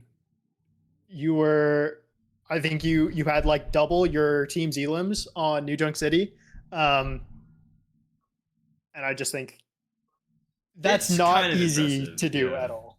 No, it was a pretty decent You were showing. getting very sticky. Say in, what you want. first map. You can say that I was clip farming, playing KD, all these things, but hey, it's all about what gets the roll star. Why don't we see Glyde there? Let's put him down. I see just very impressive performance. I would probably put you. Hmm. You were very consistent throughout the thing. Like Week and 2 then is a your different highest story, high- but let's go. week 2 doesn't matter in this timeline right now. That's Not true. yet, We're not only yet. talking about week 1. And hey, Only it talking still about week might 1. be me because Luna is. Wasn't really impressed when I played him. I think he's fine. True. But You did gap him when you actually committed to him, but like that's for week 2. That's for yeah, week 2. let's save that. That's a bit of a sneak peek. We'll bench the worst day of my life. Let's go over to support. Let's treat support the same as we did DPS. Go left or right. Let's start with our flex support category. Yeah. Alaska, do you want to start? Oh, why This would is I your start role. by myself? That's a good point. Sorry. I think Alaska really brings the flex in flex support. Just plays everything. Very good, consistent. Does a lot. I think it's kind of a lock, honestly. I don't think there's much that has to be said. I agree. I watched back through the games. Me and Alaska Yeah. project on the biggest enters of the division. Get ready for that, by the way. and- That's gonna be fun. Yeah, that's gonna be Yeah. cinematic actually. And Alaska, like watching back the games, Alaska was just having impact after impact. Like, not getting first picked, which is a big deal with flex That is a big support. deal. Because if your flex support dies first, I mean, just GG's. Like, GG's. you can't play the fight. Yeah. Especially on the Moria character. I think, honestly, with True. that said, the Deadlock guy is probably our flex support role star for week 1. Yeah. I mean, I just Yeah. played the game. Well, Alaska, how do you think you did in this first week to be deserving of role star? Since you're here, might as well talk about it. This week, I mean, I just like they literally just gave me full reins of like what we wanted to do throughout all 4 maps. So like as tempo, we called tempo kind of a dictator, but like real ones know I'm more of a dictator than tempo will ever be. 100%, yeah. So it's very fun playing this game again. Yes. Sneak peek for week 2, I actually had so much fun. I forgot why I quit this game in general. Oh, I'm happy for you. Thank you. Week 1, it was kind of boring. As much as I love Kiri, it was okay. I didn't play anything special. You can say I that. didn't do anything but go on. special. What? Kiri is so much fun. As fun as I call Kiri fun, it's still Kiri at the end of the day. Like that character's busted. I just feel gross playing the character. Bucket, bro. Sometimes. Get wet, bro. I did let ACS die multiple times. And I think it's just worth. That's just like that's my philosophy. Is like if my DPS dies, will I get the trade? It just doesn't matter. I mean, yes, that is a good point, but it takes a lot to carry the To carry. to I carry guess the the weight of mindset. ACS. A player like carry the a weight of player like ACS. that. He's just too impactful. Hey, he can't. So he I can't- can he can't understand. do- He can't do no wrong. In fact, There's too I'm much being aura carried in by the him. call. He does. I am being carried by him. He is and then the last thing I'll human say AI. last thing I say is I'm probably the most aggressive flex support, and I feel like I'm just Like looking for balls. opportunities that no one really comes from, and I just probably comes from like my DPS background, and it Yeah. just makes it so much easier to look for these angles compared to the rest of the supports, and I Right. think that's my edge. Well, shout out And Cryptic. Go ahead. You saying that you're the most aggressive? You did not see Mr. Cowboy Kale in my scrim yesterday? Brother was playing the most atrocious angles I've ever seen and just killing people sometimes. Yeah. It's what he does, you know.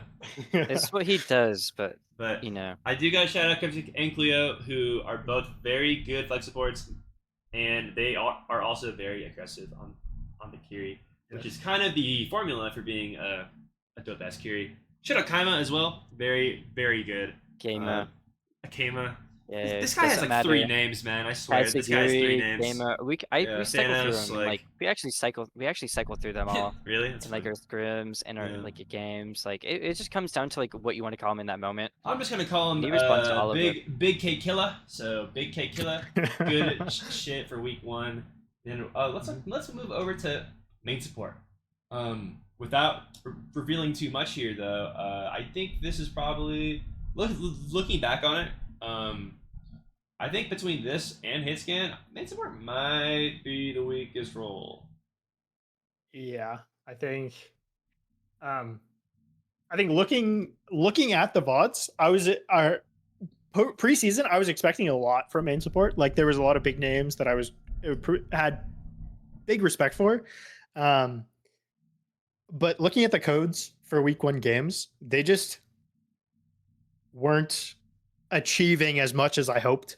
And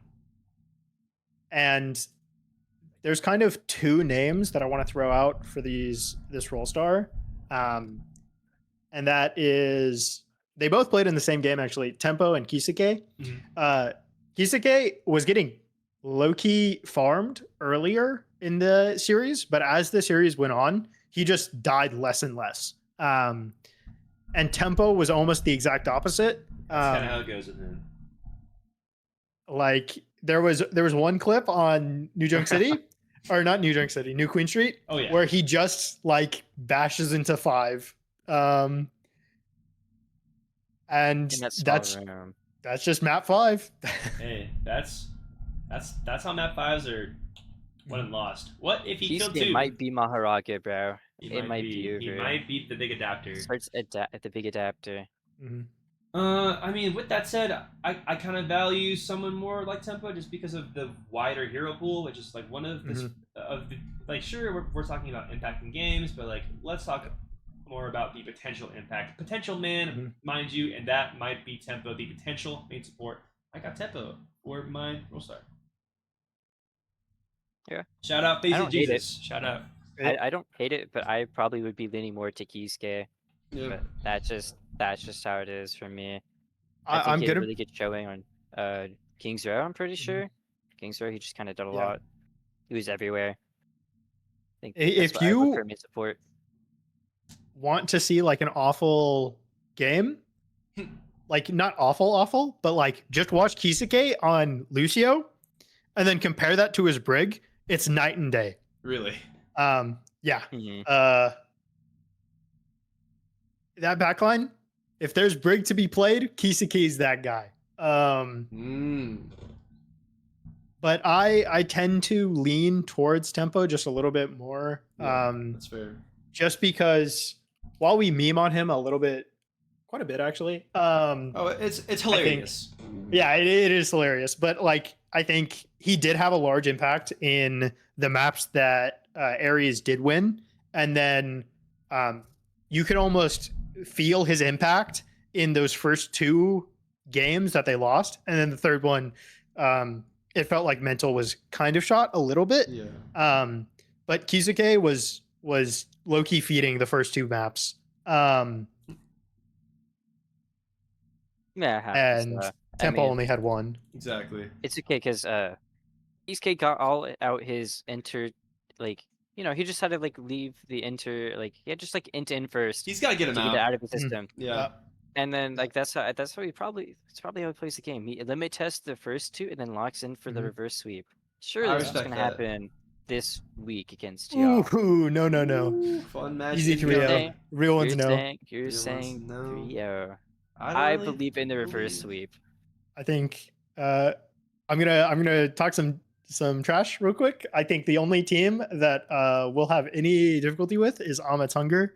I think if we drop a map to anybody else, it's because we're having some fun and we're just not locked in the day. Oh, I wish I could be you, man. I wish I could be you. Let's go over to our final thoughts. We have 3 categories here. We have the most overrated player. Not a fun one to be after looking at Roll Stars. You may be surprised who is here. Then we have our biggest enter. This one is really the point and laugh at them award. This is going to be an embarrassing one. But hopefully No hard you feelings. are the kind of player who can take this and have it fuel your personal fire and get that shit back because you're capable. And then we have our real team comparisons where we compare our Mythos Ascendant teams to real Overwatch Pro teams. I would like to say there's only one that is kind of obvious. The rest are pretty fun. So let's start with the overrated player. Sure. Mm-hmm. So when we look at who is overrated, I think it has to come down to expectations. Let's just who are some top 3 players with the most expectations going into this league? Probably Alex, right? Played really good in tryouts, hyped up player. Probably custom, dropped from an Empyrean to here. Who knows why? I wanna point out Space. Everyone's been hyping this guy up. True. True. Loki is Everyone's just hyping me. this guy up. I feel like I also want to point out Brexit. That guy said he was the best flex DPS in the division, by the way. no spoilers, but I can definitely see that, and I think I respect Brexit for that. I think he's a good player, and you have to have that kind of mentality going into every match. DPS is just that type of ego. And You need however, type of that ego. when you bet on yourself that much, the fall is just as hard. I could see that being the most overrated player. And then I think for flex support and mid support, I really want to say the only ones who we had a lot of expectation going in, Tempo on mid support maybe, and then who else? A little Eggman. Eggman. I think true. Eggman, a lot of. yeah. I mean, championship roster last season. Was a big had a lot of role in impact. Yeah. Less impact in this season. I think we are also not mentioning the real Obo. Plays one map, goes to the bench and coaches his team to a victory, but how come you couldn't do it on the court? So I think that kind of rounds out our most overrated players, but out of all of them, who is overrated? You know, real coaches don't play, right? Very well said. True. Huh? You know, I personally would probably lean towards Space. I mean, I've heard so much about this guy, and then watching the game, I wish to see a lot more from that guy. From what I've heard personally. You know, we have Alex first pick, loses the reverse sweep, could be put up there. You could, but I think he played good enough in that series. I think he did to where play he's good. I think not he did play overrated at all. good, but you know, I think just say I wouldn't hate Space at all. I mean, I think he is still a great player, and this is kind of one of those moments where it's like, wow, I did not meet these high expectations as a champion, and kind of falls short there. So I can see Space. I don't hate that at all. With that being said, I think Eggman's also my next pick. Well, I don't know Eggman, so this would be up to you too. Okay, what do you think about this? I mean, Eggman, realistically, if Raykov wasn't on his team, is 3-0'd. Yeah, that's yeah, very sadly. And yes, it's main support. Yes, you don't have a lot of impact, but also when you are touted as this like X factor for a team, even if you're on main support, you need to do something. And I felt like he didn't do anything, and Space at least had a few good shots. So I will say, maybe Space is a little overhyped in the offseason, but I felt like he at least had glimpses of moments where you were like, oh, he right, contributed guy... to actually getting maps on the board, while Eggman couldn't really get that done, unfortunately. So, in my humble opinion, obviously there's no bad blood with this choice, and I hope that it motivates you and finds you in the right place. I think it's gonna be Eggman. The cat goat. Yeah, he's got a great cat on him, but We also did skip MVP. oh, we can circle back after that. yeah, one. why not? Why not? Yeah, we'll circle back to it. MVP. We're so smart.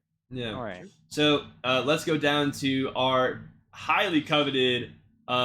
Everyone's been wondering what this is. If you've been looking at this screen for the hour and a half or so that this has been going on, you're like, who is the biggest inter? Well, Alaska, why don't you read us off our top 3 inters off of the biggest inter list? Biggest inter list based off their games, right? Festus, you can help me do this too because you did help quite a lot. Mhm.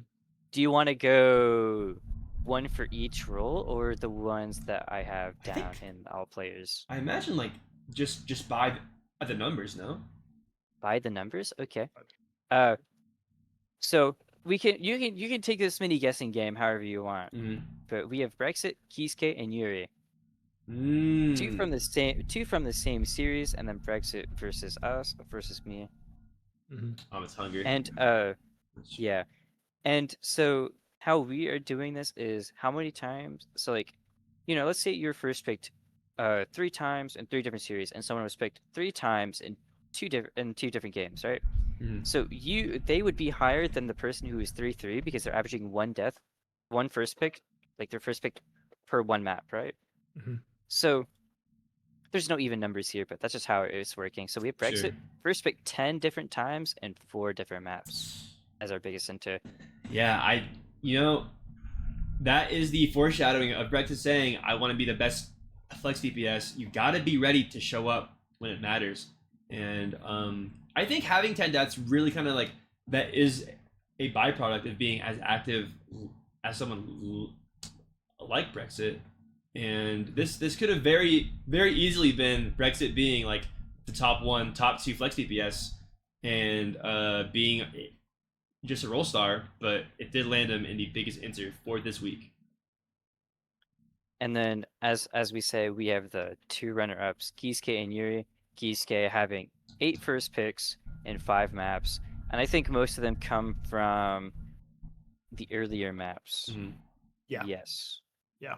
And then Yuri, he started just falling off. He started getting first picked in Yuri like map 4 and 5. Mhm. Like map 4 he had 3, map 5 he had 3, compared to Kisuke who like first map got first picked like 3 times. Then so many, it's like a pretty big amount of times.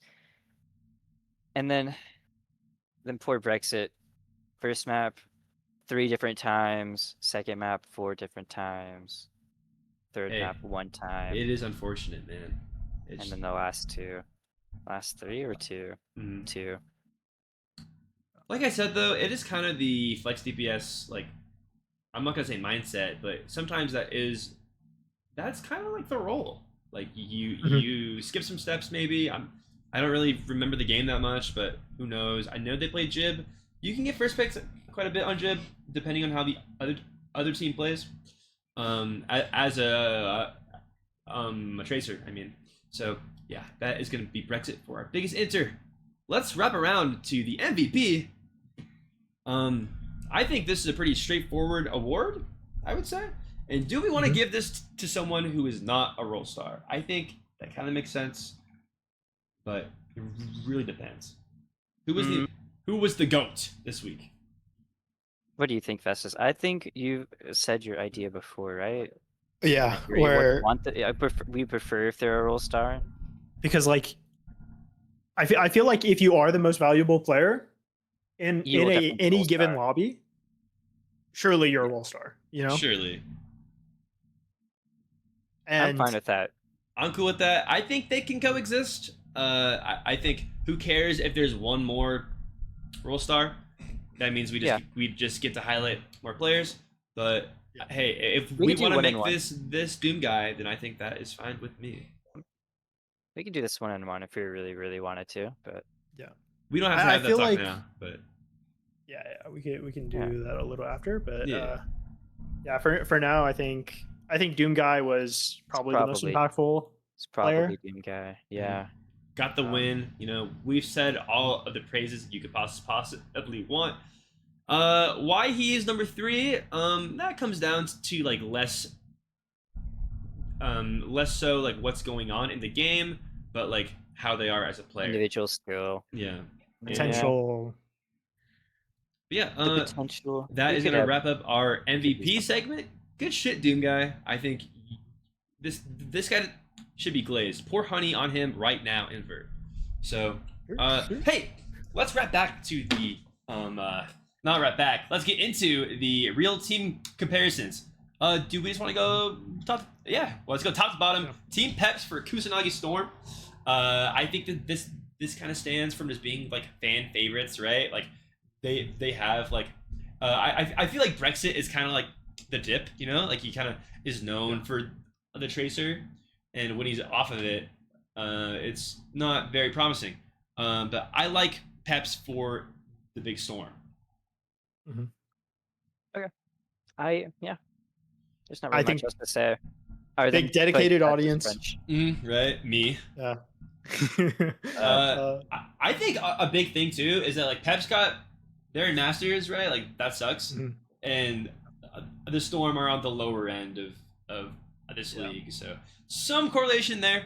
Yeah. That being said, let's pop open Amit's Hunger. Energy Shock. I think this is referring to the 2024, right? When they was like mostly When Korean. Malga was released. Yeah. When it was Malga meta, we're playing off meta. Hazard not very good, right? In the terms of meta, Hazard may not be the best, and we're Loki just kind of like playing the one trick comp. Just like I Kellen on the argue queen. that I think Haz Just like is Kellen on like the pretty queen. decent right now, and it's like just like a miss. So just the tanks that are really, really good just counter him. Yeah, I mean, especially I the think it's a content miss end thing, but we can talk meta later. Yeah. I It's the get miss I get thing, the I guess. understanding you have the All-Star hit scan in ACS. Mhm. No, but True. more of a All-Star like rep, I guess. Hmm. So I can see PGE. the correlation. PGE. But yeah, I like Amit's Hunger, NRG Shock. Can Any do no wrong. any Do no comments on wrong. that before we move on? Or Kellen I equals think- my tank. My Yeah. tank might be somewhat Korean at Sure. the end of the day. Oh, and that I- makes you ultraviolet, I think, right? Mhm. Yeah. Nice. I love UV. We I love think- UV around here. Eggman is pretty similar to Rack Attack. Plays a funky character. Loves that funky character. Will force that funky character whenever he wants. Very fair. Eggman is spiritually Or- on this team. It's okay. Wait. Or Oh, wrong. in Wrong. terms of what shit. Super said, Eggman is kind of. I mean, as the terms of Super said, Rag Attack might be a creep. And we don't know for sure Eggman. Yes. Right. Totally mixed Yes. of teams. Oh well. Very well said. No, it happens. Very well said. Osiris, Yes. a judgment. What? Like, I forget what we said. And oh yeah, It's 'cause the of the reverse recent 3 UK. the reverse 3-0 team gets the reverse 3-0 team comparison. Just makes sense, right? I guess Invert is kind of like Alpha He. You know, we could say that. Yeah. No, actually, just him. And 1-to-1 comparison. And, I see no wrong. Very strong backline too, which is a big thing Mhm. about Geeky as well. You know. So, Yeah. Or nowadays, I think before it was their backline was shit, but now it's good. From what I EK understand. and NA was fine. I like EK and Oh NA. no, like the I first miss my moan. the first the first first iteration. yeah in Yeah. Europe, yeah, where it was like dog Yeah. shit. I think also you got to highlight their tank. I mean, Ziad is Geeka's yeah. tank, No, and you just got like Doom Doom Guy Guy. in there. So Yeah. And I guess Lambda is just web feet, right? Like just two Yeah. pretty consistent players. Yeah. Like makes sense. Makes Mhm. sense. Oh my goodness. Really consistent players. Yeah. All right, let's move down to our next team, Loki's Festus. Why don't you show us what's going on here? I mean, I think the biggest comparison we had was the front line. You know, our tanks we got that mechanically gifted, kind of inflexible player, like our Rayon Doomhack. That Or is Dong- that Dong is Hack. Dong Hack 100%. Dong Hack. Dong Hack if he Hack. was a ball one trick.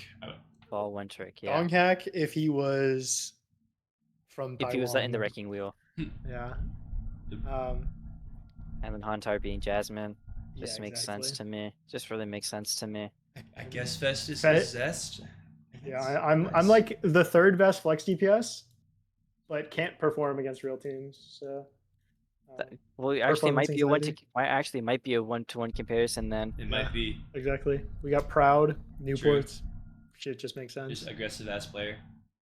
Yeah. Yeah, I mean, yeah, I can see that for sure. I'll do this one. You know, there's only one team in Overwatch that has 4 coaches, and that is DSG. So Poseidon is very much similar, and I guess that makes me the spiritual successor to like PGE. You know, Everyone constantly loves you. memed. Yeah. You can do no wrong. Everyone loves you. You do no wrong. No, I'm just like That's how it is. I'm not. I guess I would say I'm the face of my team. I guess like, and that is Yeah. kind of like the PGE thing, and like PGE is always kind of like when he loses, it goes, "Oh, my time's coming soon," and that's kind of my vibe too. That I'm gonna try to keep going in this season. So I like DSG. I think it's a funny one, right? Like it's like, oh my god, look Poseidon, but no, it's 4 funny. coaches. 4 coaches. Low, low, low, low, low. Definitely. I had to Yeah. expand my HR sheet just for your team, by the way, Sweet. Sweet. because you had so many coaches. Right on, man. All right, You're yeah. breaking rules by existing. I get it. You're him. And then yeah, I kind of like the Taco as Tread, I guess. That's kind of fun. Freaks as Rocket, you know, like Rocket is a flex DPS, right? But it's like he's always on the come up. Freaks kind of the same way. The backline, Muff Mar dead, I guess. I think that's kind of I when guess I Lep could was see there. that. Muff One dead. Lep was there. Yeah. Yeah. And Muff then are dead. Grass is green. grass is green, and then Sile. We can have Cleo as Sile. Okay, I a think good that flex was support. smart. That's good. Like Sao has really good moments, and then just magically dies somehow. It Yeah. happens though. Right. Well, that was a fun one, guys. I enjoyed that personally. Let's go to Airy Savages though. The team who gets reverse swept. Who could it be? Ooh. So I do Who have would to be admit this something. one? I have to admit, I did not really get into Overwatch until like right after that first esports World Cup where they made this big run. So I'm not really too familiar with this one.